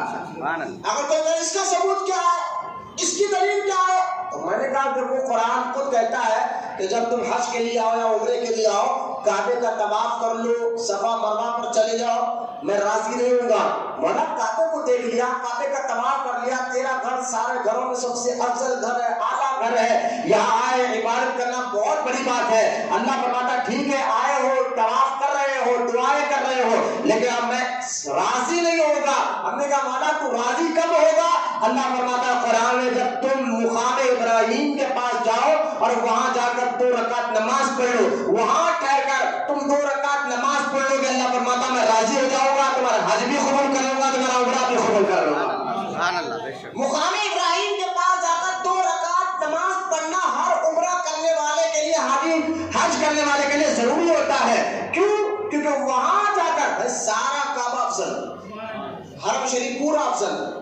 حدیث پاک میں آیا کہ حرم کے علاقے میں آ کر کوئی بندہ 1 نیکی کرتا ہے تو اللہ اس کو 1 لاکھ نیکی عطا فرماتا۔ اتنا بڑا مقدس جگہ ہے، لیکن نہیں، اللہ فرماتا نہ تم مجھے راضی کرنا چاہتے ہو تو حرم میں کہیں پر بھی نماز پڑھو، میں راضی ہو جاؤں گا، نہیں ہوگا۔ لیکن تم عمرہ کے لیے آئے ہو، حج کے لیے آئے ہو، راضی تب ہوگا جب مقام ابراہیم کے پاس ٹھہر کر 2 رکعت نماز پڑھو گے، وہاں راضی ہو جاؤ گا۔ اب یہ مقام ابراہیم ہے کیا؟ کس چیز کا شے کا نام مقام ابراہیم ہے؟ جو قرآن میں اللہ تعالیٰ فرماتا ہے کہ مقام ابراہیم کو مصلی بناؤ، نماز کی جگہ بناؤ۔ تو سارے آپ جنہوں نے حج کیا عمرہ کیا ہو تو جانتے ہیں، میں آپ کو بتا دوں مقام ابراہیم علیہ السلام کے قدموں کے نشان کا پتھر ہے۔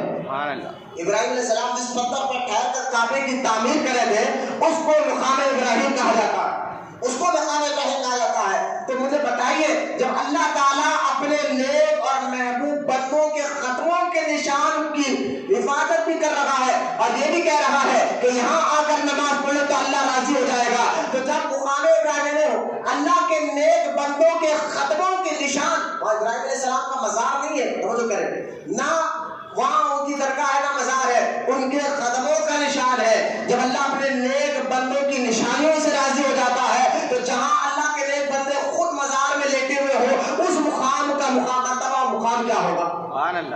جہاں اللہ کے نیک بندے خود لیٹے ہوئے ہو، اللہ کے محبوب بندے لیٹے ہو، جہاں مزارات ہے اس جگہ پر کتنا بڑا مقام ہوگا۔ اس لیے اولیاء اللہ کے مزارات کی اللہ تعالیٰ نے قرآن میں سورہ واقعہ میں اللہ تعالیٰ قرآن میں اللہ کے ولیوں کی مزارات کی قسم اٹھا، بڑے محبت سے سبحان اللہ۔ اب میں اس گفتگو کو آگے بڑھاتے ہوئے میں بتاؤں، اللہ قرآن میں ولیوں کے مزار درگاہوں کی قسم اٹھاتا ہے، نیک بندوں کی مزارات کیا بولے وہ کیا ہے؟ کیوں؟ تو آپ دیکھیں اللہ تعالیٰ سورہ واقعہ میں ارشاد فرماتا ہے قسم ہے مجھے ڈوبتے ہوئے تاروں کی۔ اللہ کیا فرماتا ہے؟ قسم ہے مجھے ڈوبتے ہوئے تاروں کی۔ اور سارے سائنٹسٹ سے آپ پوچھ لو اور آپ کو میں بتا دوں تارے ڈوبتے نہیں چھپ جاتے، تارے ڈوبتے نہیں چھپ جاتے، جب سورج نکلتا اس کی روشنی میں تارے چھپ جاتے ہیں، ڈوبتے نہیں۔ لیکن اللہ تعالیٰ فرماتا ہے قسم ہے ڈوبتے ہوئے تاروں کی۔ تو سارے مفسرین نے جنہیں میں علامہ سید اسماعیل حقی رحمۃ اللہ تعالیٰ علیہ جو آج سے 800-900 سال پہلے کے بزرگ گزرے ہیں، انہوں نے اپنی کتاب تفسیر روح البیان میں فرمایا کہ جو اللہ تعالیٰ قرآن میں اس آیت میں جو یہ کہہ رہا ہے قسم ہے ڈوبتے ہوئے تاروں کی، تو آپ فرماتے ہیں علامہ اسماعیل حقی رحمۃ اللہ تعالیٰ علیہ اپنی کتاب تفسیر روح البیان میں کہ جو اللہ جو قسم اٹھا رہا ہے قسم ہے ڈوبتے ہوئے تاروں کی، اس کا مطلب اور مراد یہ ہے کہ اللہ تعالیٰ فرما رہا ہے قسم ہے مجھے اس جگہ کی جہاں میرے محبوب بندوں کی قبریں موجود ہے۔ سبحان اللہ سبحان اللہ۔ بولے محبت سے سوال بیٹا دیکھا نہ لو ایک بچے دیکھا سامنے بیٹھو۔ تو لہذا آپ غور کریں اللہ کے نیک بندوں کی جہاں مزارات ہے، اللہ کیونکہ ان مزارات کی عزت اللہ تعالیٰ ایسا بیان کروا رہا ہے کہ اس جگہ کی قسم کو یاد فرما رہا ہے۔ سبحان اللہ۔ اگر کوئی پوچھے مزارات ہے کیا، کہنا وہ جگہ ہے جہاں ان جگہوں کی اللہ قسم یاد کرتا ہے، سبحان اللہ، قسم اٹھاتا ہے۔ آپ غور کریں آج ان مزارات کے لیے الاف شناخت کہا جاتا ہے، کہا جاتا ہے کہ درگاہوں پہ جو ہے شرک ہوتا ہے، بدعت ہوتا ہے، جانا حرام ہوتا ہے، اور کوئی تو ہمیں درگاہ کا مزار کا قبر کا پجاری کہہ دیتے ہیں اور کہتے ہیں کہ تم تو قبروں کے دیوانے ہو۔ میں کہتا ہوں دیکھو اگر ہم قبروں کے ہی دیوانے ہوتے ہیں، اس لیے کہتا ہوں ان لوگوں کو جو ہمیں قبر کا پجاری کہتے ہیں، اگر ہم خالی قبروں کے دیوانے ہوتے تو آپ بتائیے اتنے قبرستان ہے، بڑے بڑے راجاؤں کی قبریں ہیں، سات عمر سے جائیے قطب شاہ کی قبر ہے، ابراہیم قطب شاہ کی قبر ہے، محمد قطب شاہ کی قبر ہے۔ آپ بتائیے کوئی ان کی قبروں پر جاتا ہے؟ اگر گیا بھی تو گھومنے کے لیے جاتا ہے، پھرنے کے لیے جاتا ہے، سیر و تفریح کے لیے جاتا ہے۔ بڑے بڑے راجاؤں کی قبریں ہیں، آج ان کی قبروں کے پاس کوئی جو ہے چراغ جلانے والا نہیں ہے۔ ارے ہم تو اپنے والد کی قبر پر برابر پابندی سے نہیں جاتے، لیکن ہاں جہاں یوسف شریف بابا آرام کر رہے ہیں، جہاں بابا شرف الدین آرام کر رہے ہیں، جہاں حسن بن احمد شہید آرام کر رہے ہیں، ہم بار بار وہاں جاتے ہیں۔ کیوں جاتے ہیں؟ ہم جاتے ہیں اس لیے ہمیں معلوم ہے کہ یہ اللہ کے نیک بندے اس کے محبوب بندے ہیں۔ سبحان اللہ، بے شک۔ جہاں بار بار ہم ہر قبر پہ دیوانے نہیں ہے، جہاں اللہ کے نیک بندے ہیں ان کے مزارات پر جو نور برستا ہے وہ ہمیں نظر آتا ہے، ان کے مزارات پر جو کیفیت دکھتی ہے وہ ہمیں نظر آتا ہے۔ عاشق ہے اولیاء اللہ کے، ہمیں دکھتا ہے کہ عام قبروں پر وہ اثر نہیں دکھتا، جہاں اللہ کے نیک بندوں کی قبروں پہ ہمیں اثر نظر آتا ہے، وہاں سے نور برستا ہے، رحمت برستی ہے۔ کیونکہ حدیث مبارکہ ہے اللہ کے رسول علیہ السلام نے فرمایا جہاں اللہ کے ولیوں کا ذکر ہوتا ہے تو سمجھو وہاں اللہ کی رحمت برستی ہے۔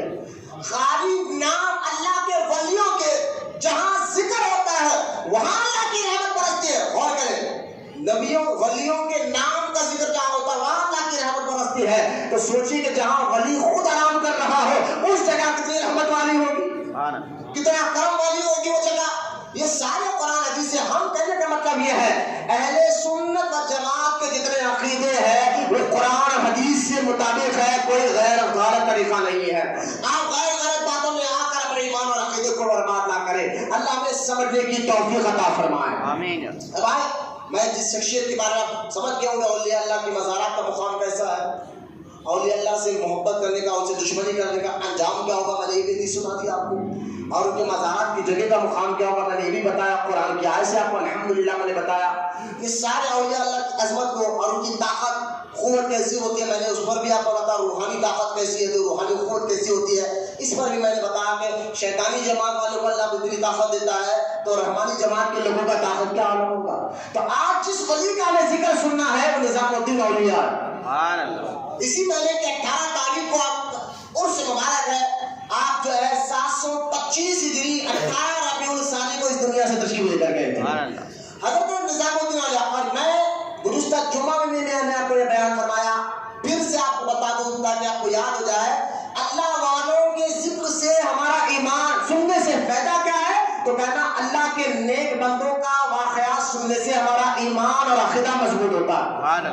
ادھر کر کے اب یہ جنید بغدادی رضی اللہ تعالیٰ عنہ کا قول ہے، آپ فرماتے ہیں اللہ کے ولیوں کا ذکر جو ہے نا خدا کے لشکروں میں سے ایک لشکر ہے، ان کا ذکر سنا کرو تاکہ تمہارا ایمان بھی مضبوط ہو، تمہارا عقیدہ بھی مضبوط ہو اور اللہ تمہارے سینوں کے اندر قوت داخل فرمائے۔ تو اللہ کے نیک بندوں کے واقعات سننے سے سینے میں طاقت آتی ہے، روح میں طاقت آتی ہے اور ایمان مضبوط ہوتا ہے، اس لیے واقعات۔ اور اللہ تعالیٰ کو یہ بہت پسند ہے، قرآن پاک میں کئی جگہ اللہ تعالیٰ نے سورہ ابراہیم میں بھی فرمایا وَاذْكُرْ فِي الْكِتَابِ إِبْرَاهِيمَ، اللہ فرماتا ہے یاد کرو کتاب ابراہیم علیہ السلام کو.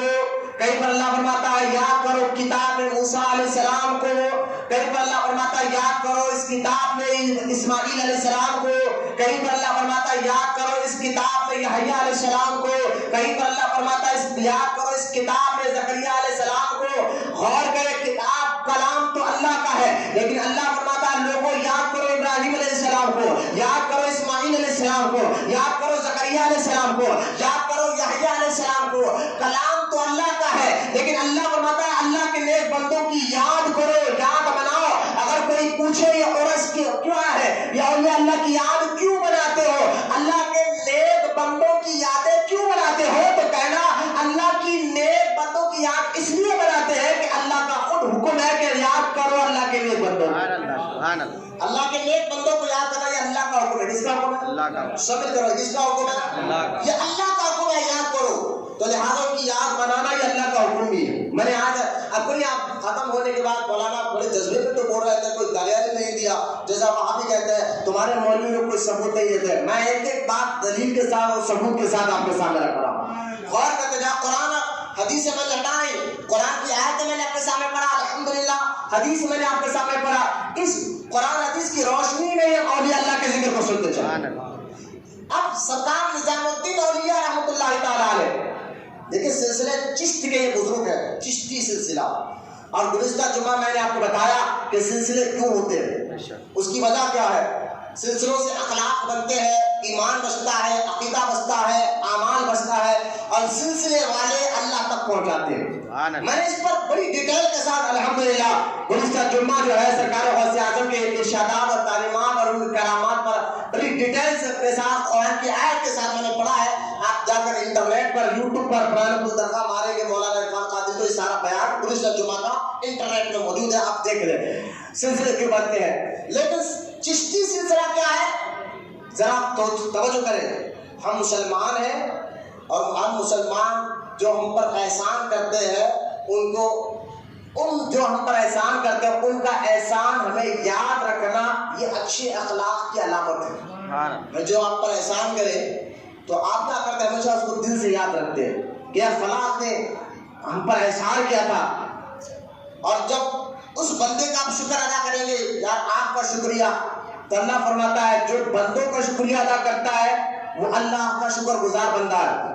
بولے سبحان اللہ، بولے محبت سے. سمجھ رہے حدیث سرکار فرماتے ہیں بندوں کا جو شکر گزار ہوتا ہے، جو بندوں کا شکریہ ادا کرتا ہے وہ اللہ کا بھی شکر گزار بندہ ہوتا ہے، اور جو بندوں کا شکر گزار نہیں ہوتا وہ اللہ کا بھی نافرمان ہوتا ہے. تو جو آپ پر احسان کرے اس کو یاد رکھنا اور ان کا شکریہ ادا کرنا آپ کے لیے ضروری ہے، کیونکہ بندوں کا شکر گزار اللہ کا بھی شکر گزار بندہ ہوتا ہے.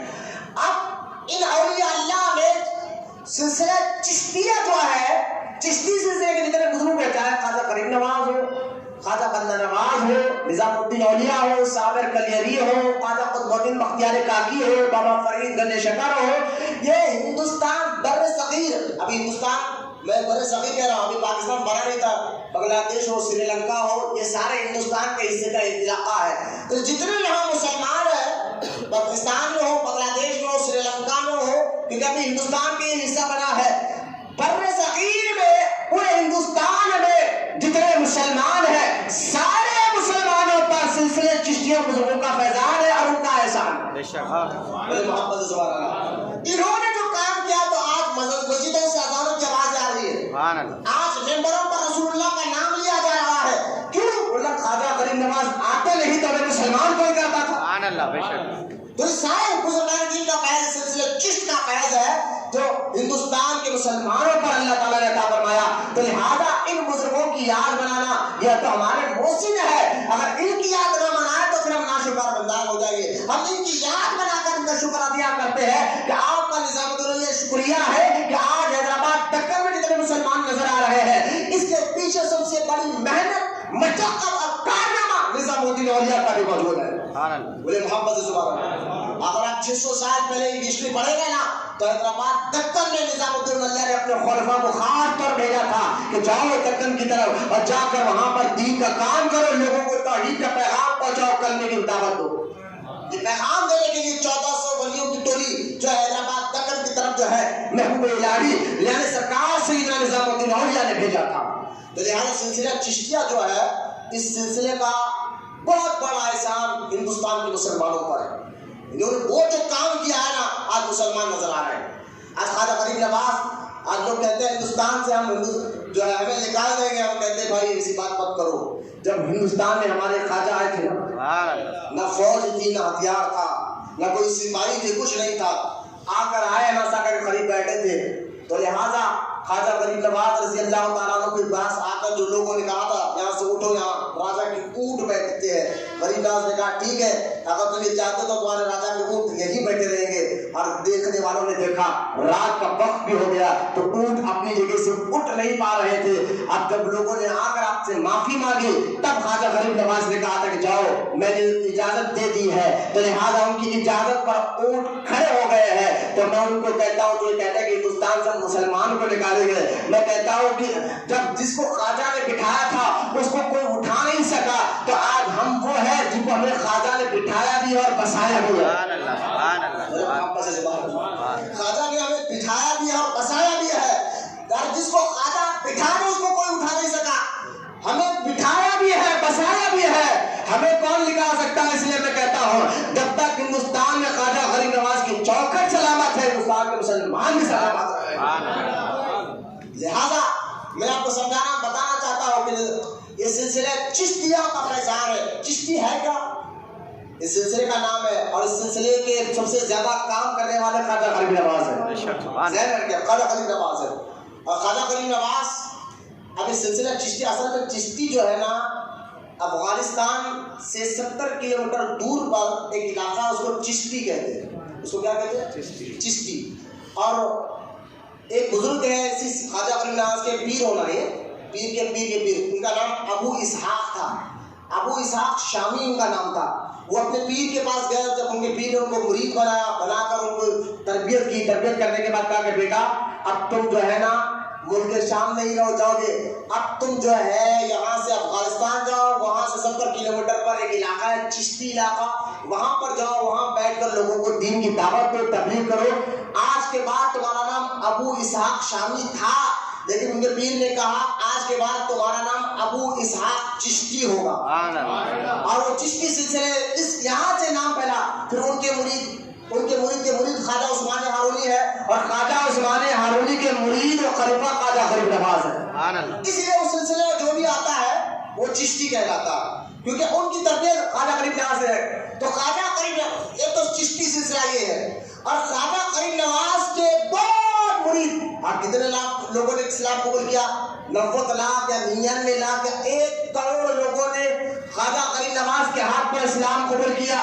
اور لیکن خواجہ غریب نواز کے ہزاروں لاکھوں مریدین ہیں، لیکن سب سے چہیتے اور سب سے بڑے مرید خواجہ غریب نواز کے وہ خواجہ قطب الدین بختیار کاکی رضی اللہ تعالیٰ عنہ۔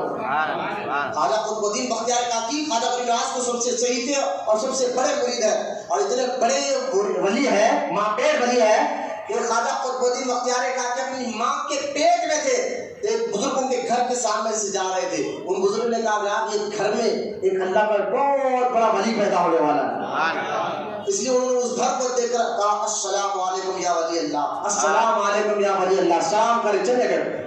5 سال کے بعد وہ بزرگ وہیں سے اس گھر کے سامنے سے گزرے، تو انہوں نے اس گھر کو دیکھ کر پہچانا یار یہ وہی تو گھر تھا، اللہ تعالیٰ نے مجھے القاء کیا تھا اس گھر میں اللہ کا بہت بڑا ولی پیدا ہونے والا ہے۔ لہذا اس گھر کو دیکھ کر انہوں نے پھر سے سلام کیا السلام علیکم یا ولی اللہ، پھر سے سلام کیا۔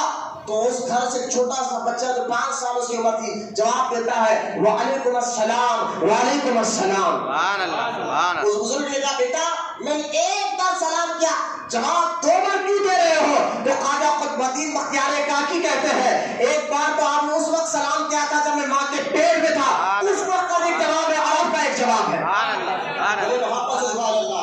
یہ خواجہ قطب الدین بختیار کاکی رضی اللہ تعالیٰ عنہ جو خواجہ غریب نواز کے سب سے چہیتے اور سب سے بڑے مرید ہیں، ان کے خلیفہ ہے خواجہ قطب الدین بختیار کاکی رضی اللہ تعالیٰ عنہ، جو ماں پیٹ یعنی ولی ہے، اور آپ جب مدرسے میں پہلی بار گئے، استاد نے آپ کو قرآن پڑھانا چاہا تو خواجہ قطب الدین بختیار کاکی رضی اللہ تعالیٰ عنہ نے 18 پارے پڑھ کر آپ نے استاد کو سنائے۔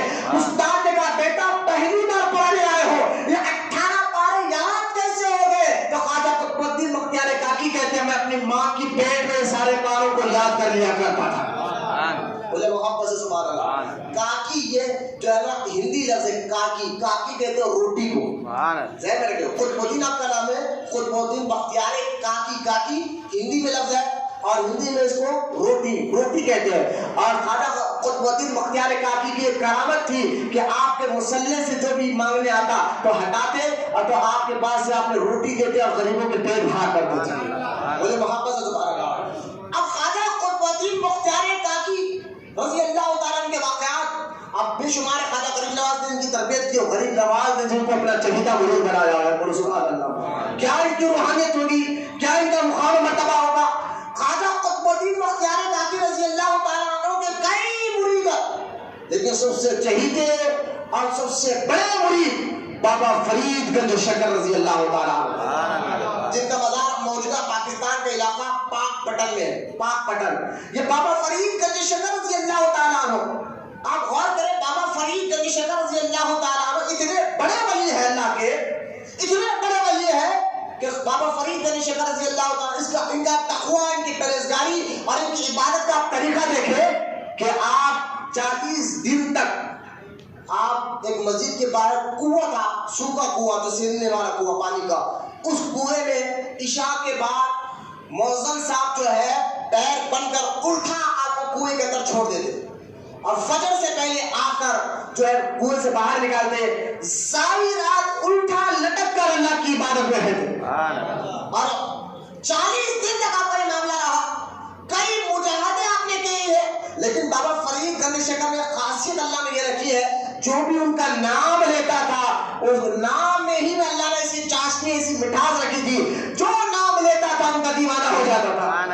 ارے میں اب مسلمانوں کی کیا بات کروں، سکھ لوگوں کا سب سے بڑا گرو نائک جو ہے دیکھ لیں آپ، وہ بھی بابا فرید گنج شکر کا دیوانہ نظر آتا ہے۔ اور میں کیا ان کے کرامات کے بارے میں ذکر کروں، حالات میں 30 یا 35 سال پہلے کی بات ہے، بابا فرید گنج شکر رضی اللہ تعالیٰ عنہ عرس سے مبارکہ میں ایک عورت کا بچہ کسی بھیڑ بھاڑ میں گم ہو کر مر گیا تھا۔ ایک بچے نظر سامنے رکھو، اور آوازہ کر رہا ہوں، آپ لوگ نظر سامنے رکھیں اور ایک ایک بات غور کریں۔ بابا فرید گنج شکر رضی اللہ تعالیٰ عنہ جو ہے آپ حالان میں، حالانکہ 600 سال پہلے پردہ فرما چکے، لیکن حالان میں جو ہے بچہ مر گیا تھا، ان کی چوکھٹ پہ ڈالنے کے بعد پھر اللہ نے ان کی دعا سے پھر بچے کو زندہ فرما دیا۔ جن کی کرامت آج بھی ایسی ہو وہ بابا فرید گنج شکر ہے۔ گنج کہتے ہیں خزانے کو، شکر آپ بچپن سے جو ہے نا میٹھے کو بہت پسند کرتے تھے اور آپ کی ماں بھی بہت بڑی اللہ کی نیک بندی تھی۔ انہوں نے ایک بار کہا کہ بیٹا نماز پڑھو، تو بیٹے سے آپ نے فرمایا اماں نماز پڑھو گا تو اللہ دے گا کیا؟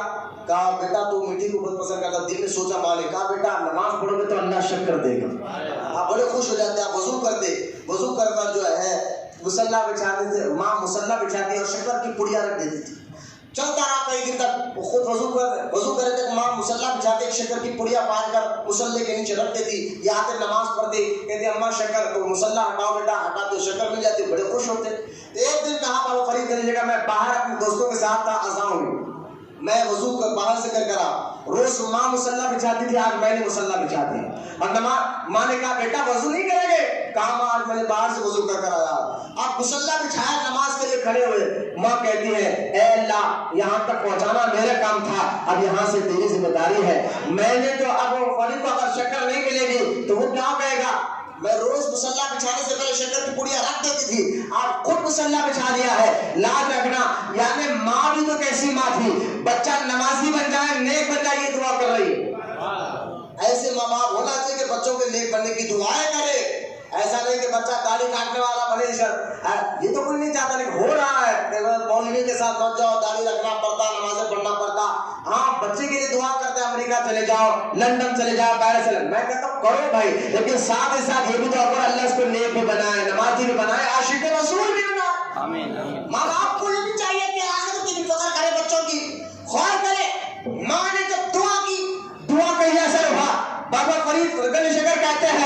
تو میں نے سلام کر کے کہا اماں شکر، کہا بیٹا مسلح اٹھاؤ. جب میں نے مسلح اٹھایا تو حیران ہو گیا، روز تو ایک شکر کی پڑیا رہتی تھی، آج ایک شکر کا حوض میرے مسلح کے نیچے تھا. میں نے کہا ماں یہ کیا ہے؟ تو کہا بیٹا روز میں رکھتی تھی، آج خدا نے رکھ دیا. بولے محبت سے سبحان اللہ. یہ بابا فرید کے شکر، ان کے بے شمار مرید، صابر کلیری بھی انہی کے مرید، کلیری شریف میں جناب فرما رہے ہیں انہی کے مرید بابا فرید کے شکر کے. لیکن بابا فرید کے شکر کے بے شمار مرید، بڑے بڑے قطب ابدال آپ کے مرید آپ کے غلام ہے، لیکن سب سے چہیتے اور سب سے بڑے مرید کا نام نظام الدین اولیاء. بولے محبت سے سبحان اللہ. شکر بتا رہا ہوں حضرت نظام الدین اولیاء کیسے ہیں. نظام الدین اولیاء بابا فرید کے شکر کے سب سے چہیتے اور خلیفہ اول ہے، سب سے بڑے مرید ہے نظام الدین اولیاء رحمۃ اللہ تعالی علیہ. ملنے کی ترتیب کے ساتھ غریب نواز کے سب سے چہیتے مرید قطب الدین بختیار کاکی، ان کے سب سے چہیتے مرید بابا فرید کا شکر، اور ان کے سب سے زیادہ چہیتے مرید نظام الدین اولیاء جن کو اللہ تعالیٰ نے محبوب الہی کا لقب عطا فرمایا. بولے حضرت نظام الدین اولیاء کہ والد کا نام سید احمد بخاری ہے. توجہ کریں ذرا، سستی کاری پریشانی ہے تو نکال دے، اپنے آپ کو کھولے. یار تو گھنٹوں گھنٹوں دوستوں کے ساتھ ہوٹل میں بیٹھا جب بے چین نہیں ہوتا، اپنے آپ سے سوال ہے، کسی اور سے نہیں، خود سے کرے. تو 2 گھنٹے ہوٹل میں بیٹھتا جب بے چین نہیں ہوتا، 3 گھنٹے کی پکچر دیکھتے وقت بے چین نہیں ہوتا. آج اللہ کے گھر میں بیٹھا ہوا ہے، اللہ کے نیک بندوں کے آپ بے چین کیوں؟ اپنے آپ سے سوال کریں. جبکہ اللہ کے گھر میں بیٹھے رہنا بھی عبادت ہے، یہ عبادت ہو رہی ہے. نماز کے انتظام میں بیٹھے رہنا بھی عبادت ہے. آپ وہ لوگ سے خوش نصیب ہے جو لوگ اس وقت بھی چبوتروں پر بیٹھے ہوں گے، ہوٹلوں میں بیٹھے ہوں گے، اپنے وقت کو ضائع کر رہے ہوں گے. آپ خوش نصیب ہے، اللہ نے آپ کو چن لیا، اس کے گھر میں بیٹھنے کی توفیق عطا فرمائی ہے. اللہ ان کو بھی توفیق دے، ان کو بھی سمجھ دے. لیکن خدا نہ اس واقعات کو خصوصیت کہانی سے نہ سنے. یہ ہمارے محسن ہے، ہم پر احسان کرنے والے بزرگان دین ہے نظام الدین اولیاء رحمۃ اللہ تعالی علیہ کا خاندانی شجرہ. میں آپ کو بتاؤں نظام الدین اولیاء حسنی حسینی ہے. خاندان کے اعتبار سے آپ کے والد امام حسین کی اولاد میں سے ہے، اور آپ کی والدہ امام حسن کی اولاد میں سے حسنی حسینی ہے. آپ کے والد کا نام سید احمد بخاری تھا، اور آپ کے والدہ کا نام سیدہ بی بی زلیخا تھا. سید نظام الدین اولیاء کے والد جو ہے مدینے میں تھے، پھر وہاں سے آپ ہجرت کر بخارا میں آئے اور بخارا میں رہنے لگے. جب بخارا شہر میں رہنے لگے تو تاتاری ایک فرقہ گزرا ہے، وہ خطرناک، بہت خطرناک، مسلمانوں پر سب سے زیادہ ظلم کرنے والا یہ قوم تاتاری جس کو کہتے ہیں. اس نے حملہ کر بخارا کو ویران کیا، بغداد پر حملہ کیا، بغداد کے مسلمانوں کو قتل غارت گری کی، مگر اس ڈیٹیل میں نہیں جا تھا. جب یہ ہنگامہ ہو رہا تھا، تاتاری آ کر مسلمانوں کو مار رہے تھے، تو آپ کے والد سید احمد بخاری اور آپ کے نانا سید عرب، یہ دونوں بزرگان دین جو ہے بخارا چھوڑ کر دہلی آ گئے. بولے سبحان اللہ. اور 630 ہجری کا یہ واقعہ ہے. آپ دہلی کے ایک شہر جس کو آج بھی یوپی میں آ گیا، آپ دہلی میں نہیں ہے وہ شہر جہاں نظام الدین اولیاء پیدا ہوئے، اس شہر کو بدایونی کہتے ہیں. بدایونی جو آج یوپی کے ایک اسٹیٹ ہے، وہ یوپی کے ایک شہر میں آ گیا بدایونی. پہلے دلی میں تھا، یوپی میں آ گیا ہے. موجودہ یوپی میں جو بدایونی علاقہ ہے وہاں پر نظام الدین اولیاء رحمۃ اللہ تعالی کے والد وہاں پر آ گئے اور وہاں رہنے لگے. لیکن آپ کے جو نانا تھے نظام الدین اولیاء کے نانا بڑے مالدار تھے، تاجر تھے، بڑے مالدار تھے. ایک دن نانا نے کہا سید عرب نظام الدین اولیاء کے والد سے، دادا سے، یعنی نظام الدین اولیاء کے ابا کا نام سید احمد بخاری اور ان کے ابا کا نام سید علی، شیخ علی رضی اللہ. شیخ علی رضی اللہ تعالیٰ سے فرمایا کہ ہم دونوں تو، کیونکہ گہرا دوستانہ بھی تھا دونوں میں، سید عرب میں اور نظام الدین اولیاء کے دادا میں. بہت تاریخی بات بتا رہا ہوں، کریں دوستانہ بہت زیادہ تھا. انہوں نے کہا ہم دونوں ساتھ مکہ مدینے سے بخارا سے یہاں پر آئے، اب اس دوستی کو ہم رشتہ داری میں بدلیں گے. تو کہا کیا ارادہ ہے؟ تو دادا سے کہنے پر سید عرب نے کہا یا نظام الدین اولیاء کے نانا نے کہا میں چاہتا ہوں کہ تمہارا بیٹا احمد ہو اور میری بیٹی کا نکاح ہو جائے. تو لہٰذا آپ نے فرمایا شیخ علی دادا نظام الدین اولیاء کے، میں ظاہری طور پر میں اتنا مالدار ہوں، آپ نے آپ کو مال بہت، نظام الدین اولیاء کے جو نانا تھے بڑے مالدار تھے، پیسے والے تھے، تاجر تھے. تو کہا آپ ظاہری طور پر مالدار ہیں، پیسے والے ہیں، میں آپ کی بیٹی سے، آپ میرے بچے کے ساتھ آپ کی بیٹی کا نکاح کیسے کریں گے جبکہ آپ کے گھر میں کئی نوکر رہتے تھے کام کے لیے. تو آپ کے نانا نظام الدین اولیاء نے کہا میں نے اپنی بیٹی کو پالا ہے، لیکن اس کے اندر جو ہے نا صفت ایسی رکھی ہے، ایسی اللہ نے عطا فرمائی ہے दिखने में तो हम मालदार है, लेकिन हमारा पूरा घराना सूफियाना है। सुभान अल्लाह, सुभान अल्लाह। यानी हमने उनके अखलाक, किरदार, मिजाज, सोच, फिक्र को इस्लाम में ढाला है। मेरी बेटी की मिजाज, अखलाक, किरदार, सोच ना दुनिया की तरफ नहीं, अल्लाह उसके रसूल की तरफ ज्यादा। मिजाज कौन मेरे सरकार, पाला ही ऐसा है। घर जो है ना सबसे पहले तरबियत क्या होता है, घर में अगर माहौल इस्लामी हो, माँ बाप की मिजाज इस्लामी हो, तो बच्चे भी इस्लामी मिजाज पैदा करते हैं, उनके अखलाक भी अच्छे होते हैं, उनकी मिजाज भी अच्छी होती है और उनकी सोच भी अच्छी होती है। अच्छा, मेन माँ बाप जो है सबसे पहले, स्कूल नहीं, सबसे पहले तरबियत माँ बाप होते हैं। तो खैर रिश्ता हो गया। सैयद अहमद बुखारी फरमाते हैं, जब मेरा निकाह हुआ बीबी जुलेखा के साथ, ये निजामुद्दीन रहने वाले, तो बात साहब मेरे असबाब कुछ नहीं थे, कई दिन तक हमें फाके रहना पड़ता था, लेकिन अल्लाह ने करम फरमाया, फिर काजी यानी काजी का अल्लाह ने मुझे मुकाम अता फरमाया। बादशाह ने आपको खजात कहते हैं, उस दौर में सबसे बड़े इलाके के मुफ्ती को काजी बनाया जाता था। काजी वो तो आज के आप ये समझेंगे कि ये खुतबा निकाह पढ़ाने वाला काजी नहीं, उस दौर में जो सबसे बड़े मुफ्ती होता था, जो सही और गलत का फैसला करते थे, जिसको आज के दौर में जज कहते हैं, उस दौर में बादशाह के दौर में काजी कहते थे। जज का मुकाम, और जज का मुकाम के लिए, काजी के मुकाम के लिए बहुत ज्यादा इल्म होना, हराम क्या है, हलाल क्या है, सही क्या है, गलत क्या है, इस सारी चीजों का इल्म रखना जरूरी होता था।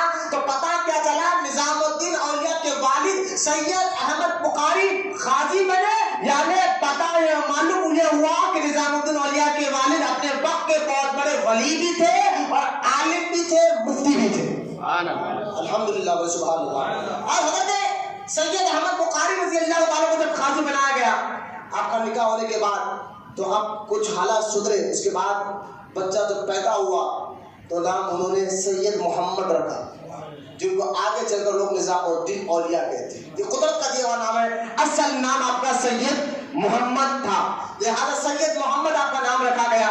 और आप अभी 3 या 4 साल के भी नहीं हुए थे, आपके वालिद का इंतकाल हो गया। वालिद का इंतकाल हो गया, सैयद अहमद बुखारी का इंतकाल हो गया। आप दुनिया में तशरीफ लेकर गए, अभी आप बचपन ही में यूं समझे कि यतीम हो गए। लेकिन माँ जो थी बड़े नाज से घर में पली है, अपने कई नौकर उस घर में रहा करते थे। लेकिन सोनिए मुसलमानों, माँ अगर अखलाक में, किरदार में, मिजाज में, सोच में सूफियाना थी, और अखलाक किरदार क्यों ना हो, बेटी इमाम हुसैन की थी ना, खानदान इमाम हुसैन का था ना। तो लिहाजा आपने क्या किया, अपने मामू यानी अपने भाइयों के पास गए नहीं, जाकर वहां जाकर, खानदान तो पैसे वाला था ना, कुछ मदद नहीं, बच्चे की तरबियत की जिम्मेदारी खुद जिम्मेदारी उठाई। सूत काट कर, यानी तागा काटते थे, तागा उसको इंग्लिश में सूत कहते हैं, वो तागा काट कर वो बेचती थी। यानी तागा जो कपड़ों के अंदर तागा आता है, उस तागे को काटना, लेबल करना, फिर उसको बेचना, और इसके जरिए से जो है वो अपने घर चलाती थी। मौलाना निजामुद्दीन औलिया रहमतुल्लाह ताला अलैह को सैयदा ज़ुलेखा बीबी यानी उनकी माँ ने सारी जिंदगी ऐसी तरबियत दी है, तवज्जो करे, आप वो काम करती थी लेकिन निजामुद्दीन औलिया को पढ़ाती भी थी। बोले मोहब्बत से सुभान अल्लाह। आज मैं ये कहता हूँ नौजवान बच्चों को भी, बड़ों बूढ़ों को भी हाथ जोड़कर कह रहा हूँ, आज गांजा पीने वाले, आज 10 अंगूठी पहनने वाले, एक उनके पास होता नहीं है, इनको देखकर आप ये ना समझे कि बहुत बड़े पहुंचे मेरे बाबा है। वो तो जाहिल होते हैं जो गांजा पी रहे हैं, जाहिलों के सरदार है जो अपने आप को माज़अल्लाह अली का मलंग भी कहते हैं और गांजा भी पीते हैं। वो अपने आप को गौस का मलंग भी कहते हैं और गांजा भी पीते हैं। वो अपने आप को ताजुल औलिया का मलंग भी कहते हैं, गांजा भी पीते हैं। वो अपने आप को सैलानी का मलंग भी कहते हैं और गांजा भी पीते हैं। गौर करें, विलायत ये बच्चों का खेल नहीं है, अल्लाह ताला उन्हीं को अता फरमाता है, और जिसको अल्लाह विलायत देता है उसको पहले जाहिल नहीं बनाता, उसको इल्म अता फरमाता। बड़े बड़े बुजुर्गों की सीरत पढ़ो, कोई भी बुजुर्ग जाहिल नहीं था माज़अल्लाह, पहले अल्लाह ताला उनको इल्म अता फरमा, बाद में वो वली बने। इल्म होना जरूरी होता है, सही है। अगर पीर में आपके मुर्शिद हो, पीर हो, और बैद होना भी मैं जरूरी, मैं आपको बताया था। मुरीद हो, अगर माज़अल्लाह पीर हो, जाहिल हो, ना उसको हराम मालूम है ना हलाल मालूम है, तो मुरीदों की क्या तरबियत करेगा। पीर खुद बेनमाजी हो तो मुरीदों में क्या असर होगा। तो लिहाजा नमाजी मुरीद पीर के पीछे बढ़ो। आज के ढोंगियों जैसा इस दौर में वहाबी बदअकीदा लोगों से आपका ईमान बचाना आपके लिए जरूरी है, इसी तरह इन ढोंगी बाबाओं से भी ईमान बचाना जरूरी है, अपने अकीदे को बचाना आपको जरूरी है। आप किसको वली समझ रहे हैं, कौन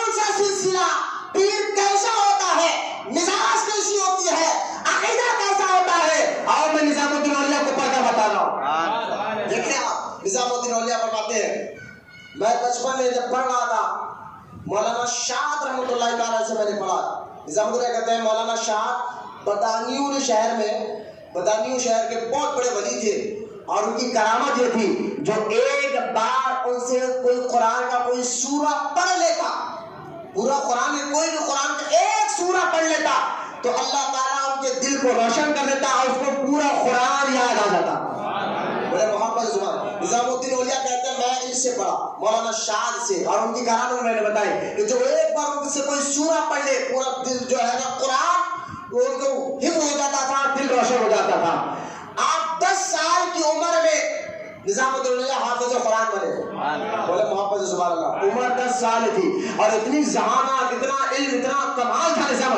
10 سال کی عمر میں آپ حافظ قرآن بنے. پھر 2 سال مولانا علاء الدین نامی شخص ہے بہت بڑے عالم بدایونی کے, ان کے ہاتھ کے نیچے القدوری جو فقہ حنفی کی بہت معتبر بہت بڑی کتاب ہے, آج بھی انٹرنیٹ پر جائے القدوری کتاب کا نام مارے آپ کو کتاب پورے انٹرنیٹ پر مل جائے گی, وہ بہت بڑی کتاب ہے. نظام الدین اولیاء کہتے ہیں میں نے اس کتاب کو 2 سال پڑھا. بولے محمد زبان اللہ. اور آپ 12 سال 13 سال کی عمر میں 10 سال کی عمر میں تو حافظ بھی بن گئے, 13 سال کی عمر میں دیکھے دیکھا تھا حافظ کے ساتھ عالم بھی بن گیا. یہ 13 سال کا بچہ, آپ تو ہمارے بچے کھیلتے کودتے ہیں 13 سال 12-13 سال کے عمر میں.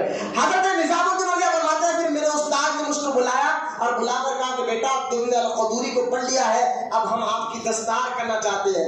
استاد سے آپ نے کہا استاد یہ دستار کیا ہوتا ہے؟ کہا ہم تمہاری ماں سے کہو کہ کچھ تھوڑی سی مختصر دعوت رکھے, اس دعوت میں بڑے بڑے شہر کے علماء آئیں گے اور اپنے ہاتھ سے تمہارے سر پر امامہ بالیں گے. نظام الدین اولیاء کہتے ہیں میں گھر گیا, چہرے پہ افسردگی تھی کیونکہ میں جانتا تھا میری ماں وہ ٹاکے کا کام کر کر پھر اس کو کنیز کے ہاتھ سے بیچاتی اور اسی سے گھر کا چلایا جاتا اور بڑی مشکل سے وہ جو بکتا تھا, جس دن نہیں بکا کہیں ہم بھوکے رہتے تھے. نظام الدین اولیاء فرماتے ہیں میری ماں تو کہتی تھی کہ بیٹا جس دن گھر میں کھانا نہیں ہوتا تھا نا, اور نظام الدین اولیاء کہتے تھے ماں سے کہ اماں کھانا دو, تو جس دن گھر میں کھانا نہیں ہوتا تھا یہ تھی اللہ والوں کی زندگی.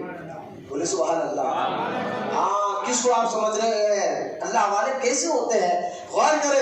نظام الدین اولیاء کہتے ہیں میں گھر آ کر اگر کسی دن گھر میں کھانا نہیں ہوتا ماں سے کھانا مانگتا تو ماں کہتی تھی کہ بیٹا آج ہم اللہ کے مہمان ہیں, آج ہم اللہ کے مہمان ہیں. نظام الدین اولیاء سمجھ جاتے تھے کہ آج گھر میں کھانا نہیں ہے, ہم بھوکے رہنے والے ہیں, لیکن ماں جو یہ کہتی تھی کہ ہم اللہ کے مہمان ہیں, اس الفاظ میں جو مٹھاس تھا وہ مٹھاس ہی ساری بھوک کو ختم کر دیتی تھی. بولے محبت سے زبان.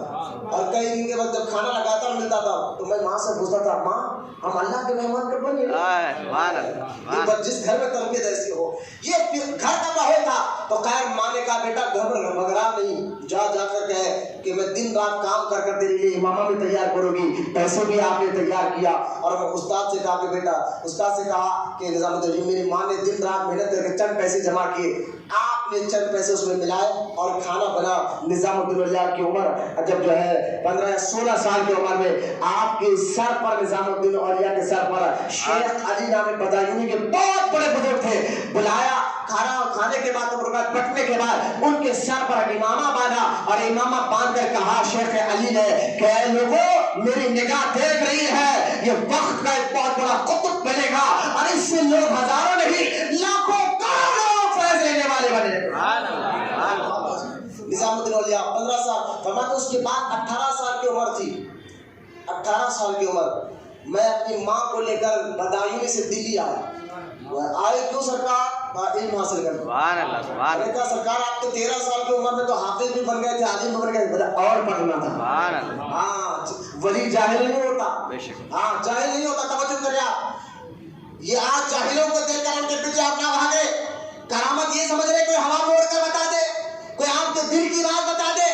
ارے کئی ایسے کافر جادوگر ہیں جو آپ کے گھر میں کیا ہو رہا ہے وہ بول دیتے, تو کیا اس کا ولی سمجھ جاؤ گے؟ اس لیے کرامت نہیں کہ آپ کو دل کی بات بتا دے, یہ کرامت نہیں جو آپ کے گھر میں کیا ہو رہا ہے آپ کو منہ پہ بتا دے, یہ کرامت نہیں جو ہوا میں اڑ کر بتا دے. غوث اعظم کہتے ہیں اگر کوئی تمہارے آنکھوں کے سامنے ہوا میں اڑ کر بتا دے یا پانی پہ بھی چل کر بتائے, ولی مت سمجھو جب تک یہ نہ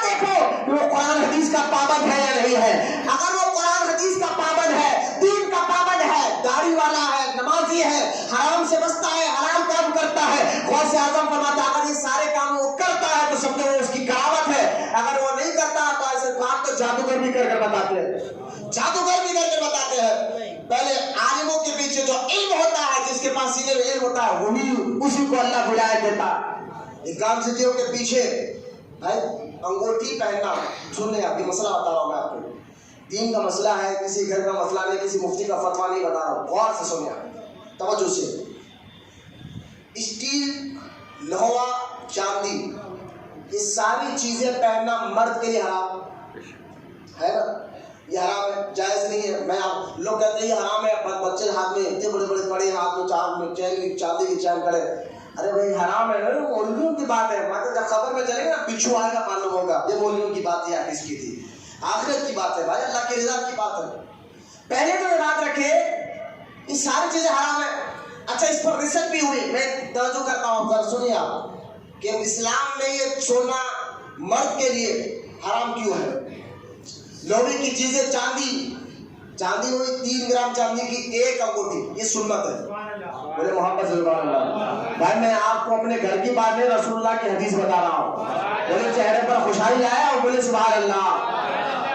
3 گرام چاندی، حضرت اللہ چاندی نے 3 گرام چاندی کی انگوٹھی پہننا، وہ بھی ایک، کون سی انگوٹھی؟ 3 گرام کی، وہ بھی کتنے؟ 100 مل کر بولے کتنے؟ ایک انگوٹھی، یہ انگلی میں پہنا سرکار کی سنت، بولے محمد سبحان اللہ۔ اب جو ولی ہوتا ہے وہ سنت کے خلاف کبھی نہیں جاتا، جو اللہ کے ولی ہوتے ہیں وہ سنت کے خلاف، یہ ان کی صحبت میں بیٹھ کر لوگ سنتیں سیکھتے ہیں اور سمجھتے ہیں۔ ولی جو ہوتا ہے وہ سنت کے خلاف، ارے سنت تو دور کی بات ہے، وہ اتنا ادب کرتا ہے کعبے کا بھی کہ کعبے کی طرف ایک آدمی نے تھوکا تو خواجہ باز مستعمل نے کہا کہ یہ ولی نہیں ہو سکتا۔ لوگوں نے کہا حضور کیوں؟ تو جو کعبے کا ادب نہیں کر سکتا وہ اللہ کا ولی کیسے ہو سکتا ہے؟ خالی کعبے کی طرف انہوں نے تھوکا تھا، تو یہ دیکھ کر خواجہ باز مستعمل نے کہا تو ایک انگوٹھی پہننا سنت ہے۔ اب کوئی بابا 10 انگوٹھی پہنے تو اس کو ہم ہاتھ جوڑ کر یہی کہتے ہیں کہ بعد تم گدی نشین بنو یا سجاد نشین بنو، کوئی بھی آپ بنو، لیکن جو نبی کی سنت کے خلاف جائے گا تو ہم اس کو بات محبت سے سمجھائیں گے کہ یہ حضور کی سنت کے خلاف ہے، اس کو حضور نے پسند نہیں فرمایا ہے۔ اب کوئی کڑے پہن لے، چین پہن لے، 10 انگوٹھیاں پہن لے، یہ تو ہے ہی حرام۔ اب ولی سے حرام کام ہوتا نہیں، کیونکہ اللہ تعالیٰ ولیوں کو گناہوں سے محفوظ رکھتا ہے، تو لہذا ایک ریسرچ کی میں آپ کو بات بتا رہا تھا کہ سائنٹسٹوں نے ریسرچ کیا کہ اسلام میں مرد کے لیے سونا پہننا کیوں حرام ہے، چاندی 2 تولے سے زیادہ پہننا کیوں حرام ہے، لوہے والی چیز، اسٹیل والی چیز، سلور والی چیز کیوں حرام ہے۔ جب انہوں نے ریسرچ کیا تو ان کی عقلیں حیران ہو گئی، کیونکہ اللہ تعالیٰ نے جو قانون ہمارے نبی کے ذریعے بنایا ہے وہ ہمارے فائدے کے لیے ہے، اور جس میں فائدہ نہ ہو یہ لوگ بنا سکتے ہیں۔ پارلیمنٹ میں NRC کا قانون بنا جو ہمیں معلوم ہے اس میں ہمارا فائدہ نہیں ہے، ہم خیال اب کسان لڑ رہے ہیں کیونکہ کسانوں کو معلوم ہے اس قانون میں فائدہ نہیں، تو جس قانون میں فائدہ نہیں ہے یہ انسان بناتا ہے، اور جو قانون اللہ نے ہمیں بنا دیا ہے اس قانون میں ہمارے ہی فائدہ ہے۔ یہ نہ سمجھے کہ ہم چاندی نہیں پہنیں گے اس میں ہمارا نقصان، نہ، فائدہ ہے بابا، عقلی طور پر بھی فائدہ ہے اور اسلامی طور پر بھی فائدہ ہے۔ اسلام تو یہ کہتا ہے کہ مت پہنو، عقل کہہ رہی ہے، سائنسدانوں نے ریسرچ کر کے بتایا اگر کوئی مرد آدمی سونا زیادہ پہنے گا یا لوہے والی چیز یا اسٹیل والی چیز اپنے ہاتھوں میں یا گلے میں پہنے گا تو سائنسدانوں نے تحقیق کر کے بتایا کہ وہ آگے چل کر نامرد ہو جائے گا۔ دیکھیں اب ایک دین کے قانون کو ہم نے چھوڑا، عمل کرنا چھوڑ دیا تو یہ سارے ہے وہ نامرد ہو جائے گا۔ اب کسی کو نامرد بننا ہے تو بنو بھائی، ہمارے ذمہ داری ہے اس ممبر پر بیٹھ کے آپ کو صحیح اور غلط کا پتہ بتا۔ اب آپ کا کام ہے عمل کریں۔ اگر آج بھی بچے نا ہاتھ میں چینا پہنیں گے، گلے میں چینا پہنیں گے تو اللہ اس کا رسول تو ناراض ہوں گے ہی، ساتھ میں آپ کی مزاج بھی خراب ہو رہی ہے، آپ کے اندر نامرداگی بھی آ رہی ہے کہ میں نہیں کر رہا ہوں، یہ غیر مسلموں نے سائنسدانوں نے ریسرچ کر کر بتایا، اس رپورٹ میں آپ کے سامنے رکھ رہا ہوں۔ اب اللہ اس کو سمجھنے کی طور پر عطا فرمایا۔ قائم بات بہت دور تک لے کے نظام الدین اولیاء پڑھنے کے لیے بدایونی سے دلی ہے، اور اس وقت آپ کی عمر 18 سال تھی۔ کتنے سال؟ 100 میں کریں، کتنے سال؟ 18 سال۔ 18 سال کی عمر میں آپ آپ یہاں دہلی میں آئے، کرائے کے گھر میں رہے، بہت مصیبتیں تکلیفیں اٹھائی، لیکن پڑھائی چھوڑا نہیں۔ معلوم کیا ہوا کہ جو اللہ کے ولی ہوتے ہیں وہ جاہل نہیں ہوتے، پہلے اللہ ان کو علم عطا فرماتا ہے، بعد میں ولایت عطا فرماتا ہے۔ یہ جاہلوں کے پیچھے مت جاؤ، قیامت یہ نہیں ہے۔ قیامت غوث اعظم فرماتے تھے سنت پر پابندی سے عمل کرے، دین پر پابندی کے ساتھ عمل کرے، تو شریعت پر استقامت ادا کرے۔ غوث اعظم فرماتے ہیں بہت ولی کی سب سے بڑی کرامت یہی ہے، یہی کرامت ہے۔ نظام الدین اولیاء 18 سال کی عمر میں مولانا شمس الدین رحمۃ اللہ تعالی علیہ، جو دہلی کے بہت بڑے جو ہے نا بہت بڑے بزرگ تھے، ان کے ہاتھ کے نیچے پڑا، اور 18 سال کی عمر میں حضرت نظام الدین اولیاء رحمۃ اللہ تعالی علیہ فرماتے ہیں کہ اللہ نے مجھے اتنا علم عطا فرما دیا، دلی کے نہیں بلکہ پورے انڈیا یعنی ہندوستان کے بڑے بڑے علماء میں نظام الدین اولیاء کا نام آتا تھا۔ بولے محبت سبحان اللہ۔ اور یہاں تک کہ نظام الدین اولیاء کے دوست جو آپ کے ساتھ بڑے مدرسوں میں آپ کے ساتھ علم حاصل کرے، وہ فرماتے ہیں کہ ہم نظام الدین اولیاء کو دیکھ کر کہتے تھے ہٹ جاؤ، محفل شکن آ رہا ہے۔ محفل یعنی جو جس محفل میں نظام الدین اولیاء ہوتے اور جب بات کرنا شروع کرتے تو کوئی عالم، کوئی مفتی، کوئی شخص آپ کی بات کو کاٹ نہیں کر سکتا تھا، جو باتیں آپ بتاتے تھے وہ کوئی اور نہیں بتا سکتا تھا۔ بولے محبت سبحان اللہ۔ صرف 18 سال کی عمر میں نظام الدین اولیاء کا علم کا مقام یہ تھا کہ لوگوں کو محفل شکن کہتے تھے۔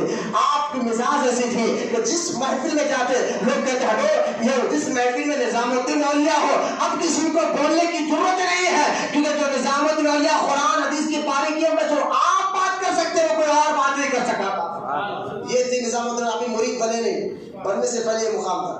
پھر نظام الدین اولیاء کہتے پھر میں چاہا، کسی نے پوچھا حضور آپ جو ہے بابا فرید سے مرید کیسے بنے؟ تو نظام الدین اولیاء کہتے 3 اس کی وجہ ہے۔ بولے سبحان اللہ۔ پہلی وجہ فرماتے کہ میں اپنے گھر سے جب بداوی سے دلی آ رہا تھا، میری ماں ایک کنیز تھی اور ہمارے علاقے کے بہت بوڑھے بزرگ تھے، ہم 4 جنے جنگل سے ہوتے ہوئے دہلی آ رہے تھے، تو رات کا وقت تھا، گھنا جنگل تھا اور اس جنگل میں ڈاکوؤں کا بہت راج تھا، وہ ڈاکو حملہ کرتے مسافروں کو لوٹ لیتے تھے۔ تو میرے ساتھ جو بزرگ تھے وہ بزرگ چیخنے لگے، رات کا وقت ہوا، اب اس جنگل میں ہم 4 آدمی تھے، نظام الدین اولیاء کہتے ہیں بزرگ چیخنے لگے یا پیر آئیے مدد کریے۔ سبحان اللہ۔ ارے بولے محبت سے سبحان اللہ۔ پیروں کو مدد کے لیے پکارنا ہے پہلے کے مسلمانوں سے چلتے جانا، بولے سبحان اللہ۔ یا پیر آئیے مدد کریے، یا شیخ مدد کریے، یا شیخ مدد کریے۔ نظام الدین اولیاء میں فرماتے ہیں میں نے اس بزرگ سے بات چاچا آپ پکارتے کس کو ہے؟ پکارتے کس کو ہے؟ کہاں میرے پیر کو پکارتا ہوں۔ دیکھیں ان کی بدولت ہم صحیح سلامت یہاں تک پہنچ گئے ہیں، اور یہاں سے ہمیں ڈاکو نے نقصان بھی نہیں پہنچایا، اور ہم دہلی جب پہنچ گئے تو میں نے کہا بابا آپ رات بھر جو پیر پیر کہہ کر پکارتے تھے کس کو پکارتے تھے؟ تو انہوں نے کہا میں بابا فرید کے نیشکر کا مرید ہوں، ان کو پکارا کرتا تھا۔ نظام الدین کہتے ہیں نام سننا تھا، بابا فرید کا دل میں چاشنی ہے، کیفیت بدلی، مزاج بدلی، کہا کہ ان سے ہونا چاہیے۔ ایک تو یہ وجہ ہوئی۔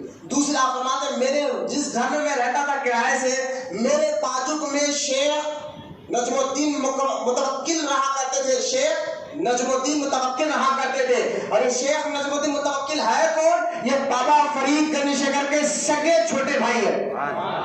ایک تو میں ان سے بابا فرید کے بارے میں سنا کرتا تھا، یہ دوسری وجہ بنی۔ فرمایا تیسری وجہ کیا ہے؟ کہا میں اپنے استاد کے سامنے پڑھ رہا تھا، ایک بزرگ آئے میرے استاد کے بارے میں کہا یار میں بابا وحدین زکریا ملتانی کے پاس گیا تھا، ان کی شان ایسی ہے، ان کے بارے میں بولتا رہا، میں سنتا رہا، کچھ توجہ نہیں دیا۔ پھر اس بزرگ نے کہا میں پاک پٹن بھی گیا تھا، وہاں میں نے بابا فرید سے ملاقات کی، اور بابا فرید سے یہ ان کی کرامت ایسی ہے، ان کا مقام ایسا ہے، ان کا مرتبہ ایسا ہے۔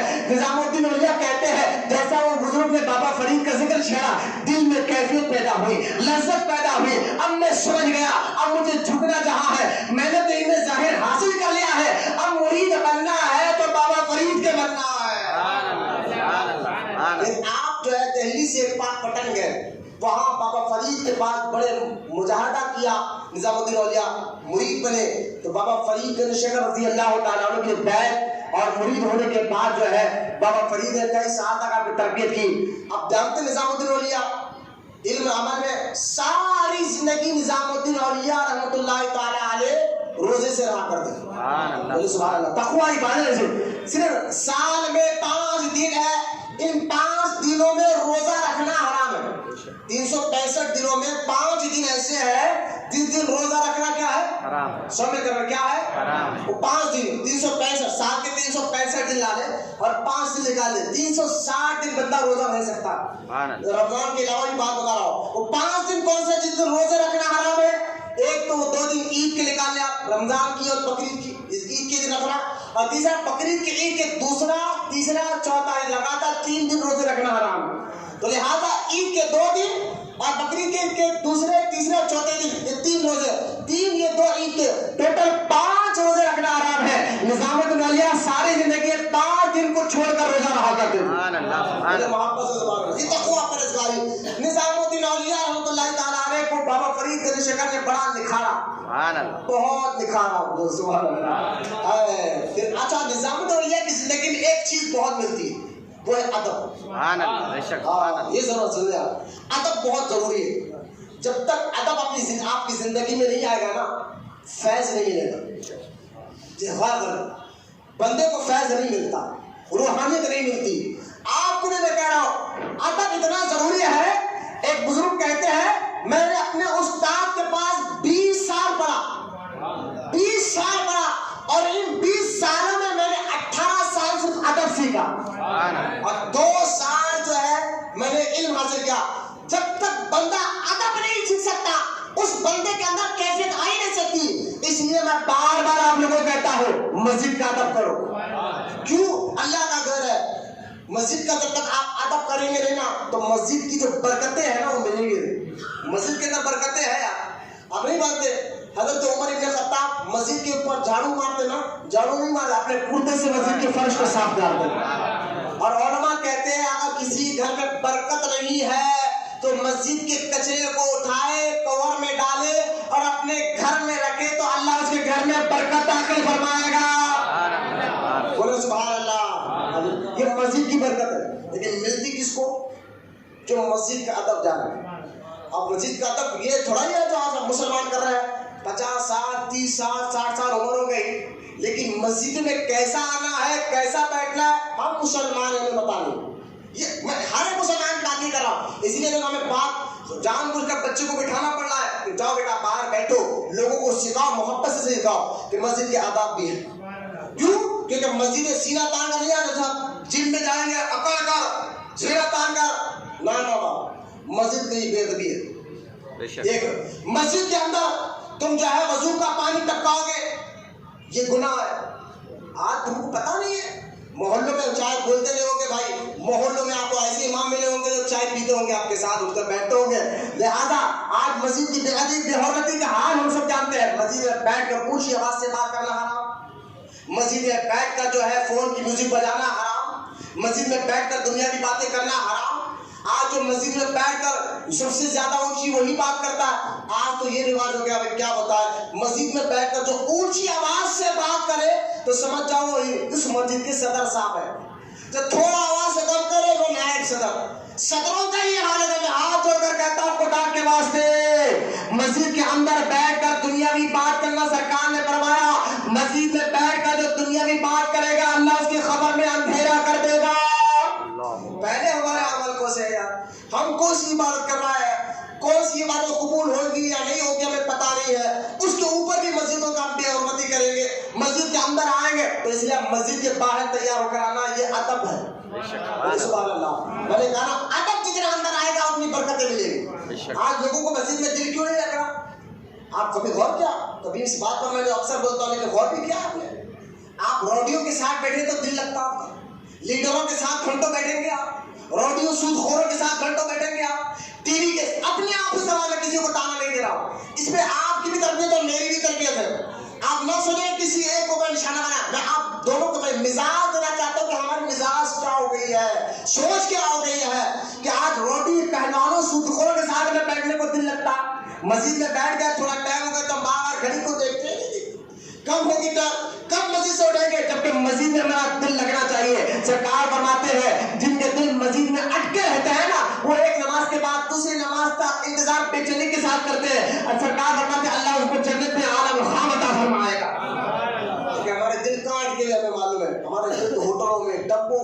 سود خوروں پر نہ جانے کیسے اٹکے ہوئے ہیں. یہ ساری برکتیں مل کیوں نہیں رہی ہے؟ ایک دور تھا مسجد میں بیٹھ کر جب مسلمان نکلتا تھا نور چہرے پہ برستا تھا، لیکن آج کیوں نہیں مل رہا برکت؟ بولے ادب کہاں گیا یار مسجد کا؟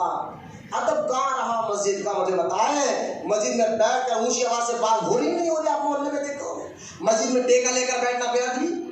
کیونکہ ہاں مار لگا، کچھ نمبر میں درد ہے، بالکل بیٹھ سکتے، لیکن ٹیکا لے کر ادب میں بتا رہا ہوں، کسی کو غور کر دے گا.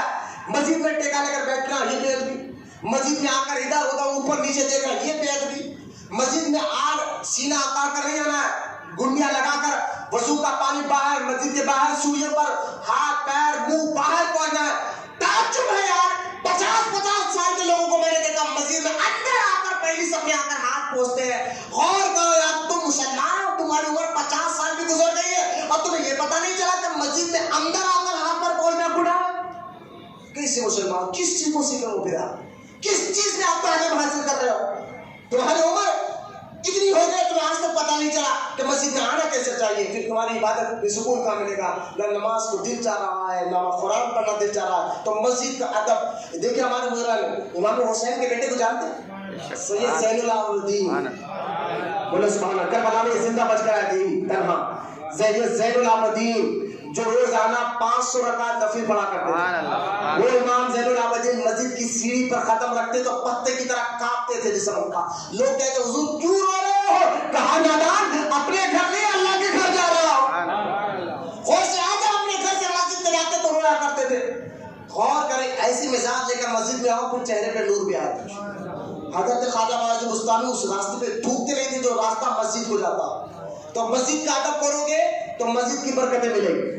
ماں باپ کا ادب کرو گے تو ماں باپ کا برکتیں ملے گی. استاد کا ادب کرو گے استاد کی برکتیں ملے گی.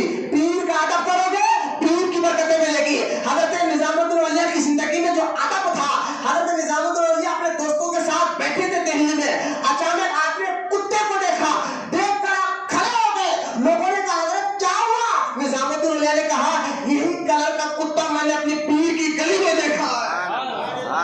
سبحان اللہ، اپنے پیر کی گلی میں دیکھا ہے. کتا وہ نہیں ہے، اسی کلر کا کتے کو میں نے اپنے پیر کی گلی میں چلتے ہوئے دیکھا ہے. بتاؤ نظام الدین تو مفتی تھے، عالم تھے، حافظ ہے اور محفل شکن تھے اپنے دور کے، لیکن یہ ادب کس نے سکھایا؟ میں نے کہا اسی کو تو تصوف کہتے ہیں، اسی کو تو حسن اخلاق کہتے ہیں، اور یہی پیر سکھاتے ہیں. اور جب یہ مزاج بندے کے اندر آ جاتی ہے یہ لوگ دیکھتے کہ وقت اور محبوب الہی بن جاتا ہے. نظام الدین اولیاء رحمۃ اللہ تعالیٰ علیہ کے دور میں 5 بادشاہ گزرے. ہر بادشاہ چاہتا تھا آپ سے ملے آپ سے ملے. آپ کہتے نا فقیر کے پاس بادشاہوں کی کوئی ہمت نہیں، آپ ملنا نہیں. نظام الدین اولیاء جب اپنے خانقاہ بنائے، کس لیے بناتے تھے خانقاہ؟ کہ لوگ آئے مرید بنے، ہاتھ پیر چھوئے. نا یہ مقصد نہیں ہوتا تھا خانقاہ بنانے کا آج ہو رہا. اس کو مقصد نہ سمجھے آپ. مرید بنے، ہاتھ پیر چومے نا. خانقاہ بنانے کا مقصد لوگوں کی تربیت تھی، ان کے اخلاق کو سدھارنا، ان کی مزاج، ان کی سوچ، ان کی فکر کو آخرت کی فکر بتا کرنا. نظام الدین اولیاء اس فکر کو سدھارنے کے لیے غریبوں کو کھانا بھی دے. اس دور میں نظام الدین اولیاء کی خانقاہ میں 3000 لوگ 2 ٹائم پیٹ بھر کر کھانا کھاتے تھے. بولے محبت سے. اور آپ سدھارتے تو ایسا سدھارتے تھے. نظام الدین اولیاء کے غلاموں میں خواجہ بندہ نواز کیسے سدھارا ہوگا؟ بندہ نواز کے دادا پیر کا نام نظام الدین اولیاء ہے، جو ہاں بڑے بڑے اولیاء کرام آرام فرما رہے ہیں. بڑے اخلاق سدھارا بھی اچھا بنایا، یعنی دل سمجھے کہ پتھر کو ہیرا بنایا اور بنا کر کہا کہ جاؤ بیٹا دوسروں کو بھی چمکاؤ. بڑے بڑے بزرگوں کو آپ نے ایسا چمکا، خود کو بھی چمکا، دوسروں کو بھی چمکاؤ. تو بادشاہ چاہتے تھے کہ بڑے بڑے لوگ آپ کے پاس آئے، ہم آنا چاہتے ہیں. علاؤدین خلجی تو تڑپ گیا، دن رات کہتا تھا میں تو میں نظام نہ، اگر تو زبردستی آئے گا تو نظام الدین کہتے میرے 2 دروازے، ایک دروازے تو آئے گا تو دوسری دروازے سے میں نکل جاؤں گا. ہمیں امیر لوگوں سے مطلب کیا؟ میں دعا ضرور کروں گا تمہارے لیے. اس کا مطلب امیروں سے چھڑ نہیں تھی، نہ پیسے والوں سے چھڑ نہیں تھی، لیکن دنیا داروں سے احتیاط ہی کرنا. دعائیں ضرور کرتے تھے، ان کے لیے کوئی بدگمانی نہیں تھی، ان کے لیے کوئی حسد یا جلن نہیں تھا، لیکن مزاج بتاؤ اللہ والوں کی کہا ہم دعا ضرور کریں گے تمہارے لیے دعا ہماری جو پیچھے ہم کریں یہی تمہارے لیے بہتر ہے. بولے سبحان اللہ. حضرت نظام الدین اولیاء بادشاہ تڑپ گیا، یہاں تک کہ کچھ بادشاہ سے چلنے بھی لگے. ایک بادشاہ جس کا نام جو ہے نا غیاث الدین تغلق تھا، اس نے تو بہت بے امیدی کر کہا کہ میں دلی سے واپس آیا، دلی سے وہ بنگال گیا تھا جنگ کے لیے، آپ جنگ سے واپس آیا تھا، نظام الدین سے کہہ دو کہ اس کے گھر پہ اتنے لوگ، ہمارے پاس کوئی نہیں، اس کے پاس تو لاکھوں لوگ، ہزاروں لوگ صبح شام اس کے گھر پر پڑے ہوتے تھے، دور دور سے لوگ اس سے ملاقات کرنے کے لیے آ رہے ہیں۔ لوگ بادشاہ کے پاس اپنی عرضیاں لے کے اترے نہیں آتے تھے جتنی عرضیاں نظام الدین اولیاء کی بارگاہ میں آتی تھی۔ راجا کو ہمت ہو گئی، کیا ہے بھائی کہ حکومت سے کوئی مطلب نہیں تھا، کہا نہیں اب میں کہتا ہوں نظام الدین ہمارا شہر چھوڑ کر چلے جائے۔ نظام الدین کہتے ہیں مجھے میرے پیر نے یہاں بٹھایا، فرید الدین گلی شکر نے بٹھایا، کہا ہم نے نظام الدین اولیاء کو ہندوستان کی جو ہے ولایت عطا فرمائی ہے، بولے سبحان اللہ، کہا میں پیر کے کہنے پر بیٹھا ہوں، واپس نہیں جاؤں گا۔ راجا نے کہا نہیں کہو گے تو زبردستی نکالوں گا، میں بنگال جا رہا ہوں، واپس آ کر چلے جا رہا ہوں۔ بنگال گیا، جنگ لڑا، واپس آیا، دلی کے دروازے کے باہر بیٹھا، کہا رات بھر تو ہم جشن کی خوشی منائیں گے، صبح صبح نظام الدین اولیاء کو بلاؤں گا شہر کے باہر، یہاں سے بھگا دوں گا۔ اور وہاں دلی کے دروازے کے باہر بیٹھ کر جانا پر جشن منا، مریدوں نے آ کر کہا حضور یہ راجہ بڑا ضدی ہے، صبح ہوگی تو آپ کو زبردستی سپاہی کو بھیجے گا، فوج کو بھیجے گا، خانقاہ سے اٹھانے لگائے گا، اور وہ دلی کے باہر دروازے کے باہر بیٹھا ہوا ہے، صبح ہوتے ہی آپ پر آئے گا، آپ کیا کریں گے؟ نظام الدین اولیاء نے فرمایا ہنوس دلی دور اس، سبحان اللہ، فارسی میں آپ نے بتایا ہنوس دلی دور اس، آج اس جملے میں بڑی مٹھاس ہے، اس کا معنی ہے دلی ابھی دور ہے، دلی ابھی دور ہے۔ کہا حضور دروازے کے باہر بیٹھا ہوا، صبح آئے گا، پہلے دروازے ہوتے تھے نا شہروں کو، حیدرآباد کے بھی 7 دروازے تھے، جو بوڑھے بڑے لوگ جانتے، تاریخ جو جانتے ان کو معلوم ہے، پہلے دروازوں کے باہر، کہا دروازے کے باہر بیٹھا صبح آ جائے گا، کہا ہنوس دلی دور ہے، ابھی دلی دور ہے۔ اور رات گزری، لوگوں نے دیکھا کہ جس محل میں رات میں رہ رہا تھا دروازے کے باہر، وہ محل رات میں گرا، اور تب پر صبح ہونے سے پہلے بادشاہ جہنم نصیب ہو گیا۔ تو اللہ والوں سے چھیڑنا، ایک حدیث میں سرکار نے فرمایا ولی سے دشمنی اللہ سے جنگ کرنے کے برابر ہے۔ انہوں نے کیا کیا؟ نظام الدین نے ظاہر کو بھی سنوارا، باطن کو بھی سنوارا۔ حضرت نظام الدین اولیاء رحمۃ اللہ تعالیٰ علیہ کے پاس ایک شخص کھانا لے کر آیا، دل میں سوچا اگر نظام الدین اللہ اس کھانے میں سے کچھ مجھے دے گے تو بڑی مہربانی۔ اب یہ حاضر لے کر پہنچا نظام الدین اللہ کے پاس، نظام الدین اللہ پان اس وقت کھا رہے تھے، آپ نے کیا کیا؟ اپنا منہ سے پان نکالا، اس کو بنایا، کہا یہ کھا لے، یہ کھانے سے بہتر ہے۔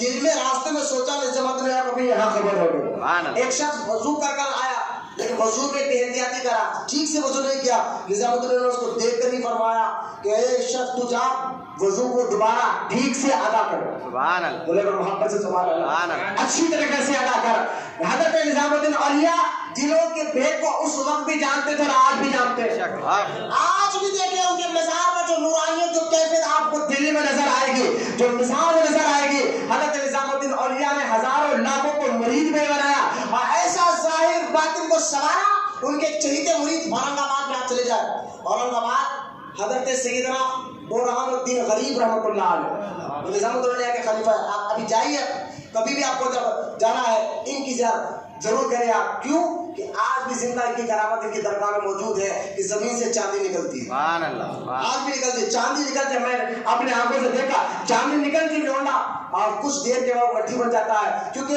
برہان الدین غریب رحمۃ اللہ علیہ نظام الدین اولیاء کے خلیفہ ہے، ان کو نظام الدین اولیاء نے دکن کی طرف بھیجا کہ جاؤ لوگوں کی ہدایت کرو، اور ایسی کرامت دی حضور میں غریب ہوں، لوگ خانقاہ میں آئے کھلائے گئے، کہا جس کو اٹھایا مسلح اٹھانا، روز چاندی نکلے گی، اس چاندی کو بیچنا اور غریبوں کو کھانا کھلاتے رہنا۔ جن کے مرید آج بھی ان کے بازار کے ارد گرد چاندی نکلتی ہے، کچھ دیر کے بعد مٹی بن جاتی ہے، اپنی آنکھوں سے جا کر دیکھو، یہ ہے نظام الدین اولیاء کے غلام۔ اور آپ اتنی دور کہاں جاتے ہیں، آپ کوہی چلے جائیں، یہاں سے 80 کلومیٹر میں مولانا عبد المحیث الدین چشتی آرام کر رہے ہیں، یہ نظام الدین اولیاء کے خلیفہ ہے، اور ایسے خلیفہ ہے کہ خود خواجہ بندہ نواز ان کی زیارت کے لیے آئے تھے، اور ایک رات یہاں بیٹھ کر گئے جہاں بندہ نواز آ کر بھیک مانگ رہے ہو، وہ ہے مولانا عبد المحیث الدین چشتی، جن کے مزار کوہیر میں موجود ہے۔ اور خلیفہ تھا تو نظام الدین کا خلیفہ فسان سر چلے جائے، بولے سبحان اللہ۔ سید احمد باد پاک آرام کر رہے ہیں، ابھی روز آنے والا ہے، اگلے مہینے 13 جگہ سید احمد باد پاک یہ بھی نظام الدین اولیاء کے خلیفہ ہے، اور احمد باد پاک ہے اس لیے اپنے وقت میں سوچو نظام الدین اولیاء نوازا کیسا تھا ہوگا کہ نظام الدین اولیاء کے خلیفہ ہے، چہیتے مرید احمد باد پاک گھوڑے پر بیٹھ کر آسمان میں ہوا میں اڑا کرتے تھے۔ نظام الدین اولیاء رحمۃ اللہ تعالی علیہ کی مثال بھی تھی کہ آپ دیکھیں روزہ میں مرید کہتا میں دیکھتا تھا کہ نظام الدین اولیاء رحمۃ اللہ تعالیٰ علیہ اپنے گھر کے باہر نکلتے، رات کا وقت اونٹ پر بیٹھتے اور وہ اونٹ ہوا میں اڑا لیتا. میں حیران ہوا، ایک بار دیکھ کر بے ہوش بھی ہو گیا. بعد میں معلوم ہوا کہ کعبے کے مکے کے سامنے اس دور میں خادم صاحب دہلی آئے ہوئے تھے. انہوں نے کہا کہ روزانہ نظام الدین اولیاء فجر کی نماز کعبے کے سامنے پڑھا کرتے ہیں. انہیں کہا محبت ہے، سبحان اللہ. لیکن روحانیت یعنی آپ دیکھیں خود بھی سدھرے، دوسروں کو بھی ایسا سدھارا، ایسا نکھارا. اس وقت میں نظام الدین اولیاء کا فیض تھا، آج بھی آپ کا فیض ہے. 725 ہجری میں یعنی 89 ایئر، ایک کم 90 سال کی عمر میں نظام الدین اولیاء نے اپنی ساری خلافت سب کو مولا علی کے ساتھ جو خاص دیا وہ خواجہ نصیر الدین روشن چراغ دہلی کو عطا فرمایا. اور آخری بات بتا کر نماز کے لیے اٹھ جائیں گے. نظام الدین اولیاء کا عقیدہ اس میں معلوم ہے. نظام الدین اولیاء فرماتے ہیں میں اپنے پیر کے پاس بیٹھا تھا ادب کے ساتھ، پیر کی داڑھی سے بال نیچے گرا. یہ فوائد الفوائد نظام الدین اولیاء کے جو ہے نا ملفوظات اس میں ہیں. ان کی نظام الدین اولیاء کے مرید نے نظام الدین اولیاء سن کر ان کے دور میں ایک کتاب لکھی تھی فوائد الفوائد. آپ جائے مارکیٹ میں ملے. اس واقعے سے میں اس کتاب سے واقعہ سنا رہا ہوں. فرماتے بابا فرید گنج شہر کے سامنے میں بیٹھا تھا، پیر کے داڑھی مبارک کا ایک بال نیچے گرا. میں ادب سے کہا کہ پیر مرشد اجازت ہے بولنے کی کچھ عرض کروں؟ کہا بولیے کیا بات ہے؟ کہ حضور آپ کی داڑھی کا ایک بال گیا آپ کی گود ہے، میں چاہتا ہوں وہ لے لوں. کرو گے کیا؟ کہا اس کا تعویذ بناؤں گا. ارے بولے سبحان اللہ. پھر پیر نے اجازت دی. اس بال کو نظام الدین اولیاء فرماتے ہیں میں نے تعویذ بنا کر کے، اور اس کے بال کی اتنی کرامت تھی. فرماتے نظام جو بھی بیمار آتا کہتا نظام تمہارے پاس پیر کی تعویذ ہے نا وہ بال مبارک، ہاں وہ ہمیں دے دو. میں دے دیتا. بیمار مرتا بھی ہوتا تو شفا ہو جاتی. کئی ایک بیمار کو میں نے وہ تعویذ دی اور اللہ تعالیٰ اس تعویذ کے ذریعے کئی بیماروں کو شفا عطا فرمائی. اگر تعویذ پہننا ناجائز اور حرام اور شرک ہوتا تو میں نے کہا نظام الدین اولیاء تو اپنے وقت کے مفتی عالم اور محفل شکن تھے، ان کو پتہ نہیں تھا. ارے بدبختو ایسی باتیں مت کرو. جس تعویذ میں اللہ کا کلام لکھا ہوا ہو اس کلام کے ذریعے بھی اللہ لوگوں کو شفا صحت عطا فرماتا ہے. تو بال کی برکت تھی جو نظام الدین اولیاء اپنے پیر کے بال کی برکت سنا رہے ہیں. اللہ تعالیٰ ہم تمام کو لوگوں کے عقیدے کو چلنے کی توفیق عطا فرمائے. نظام الدین اولیاء رحمۃ اللہ تعالیٰ کے فیضان سے سب کو مال فرمائے. یہ بوڑھے بچے نوجوان یہاں بیٹھے مولا بیٹھنے کو قبول فرما. ان کے ظاہر باطن جسم روح دل کو پاک بنا اور ان کے دلوں میں علم نافع کو داخل فرما. ہم سب کی دعاؤں کو مولا حضور اکرم صلی اللہ علیہ وسلم کے صدقے میں اور سرکار سیدنا بابا فرید بن شدر رضی اللہ تعالیٰ عنہ کے صدقے میں اور سرکار نظام الدین اولیاء رحمۃ اللہ تعالیٰ علیہ کے صدقے تو پھر مولا ہم سب کی دعاؤں کو قبول اور مقبول فرما. وما علینا الا البلاغ والحمد للہ رب العالمین.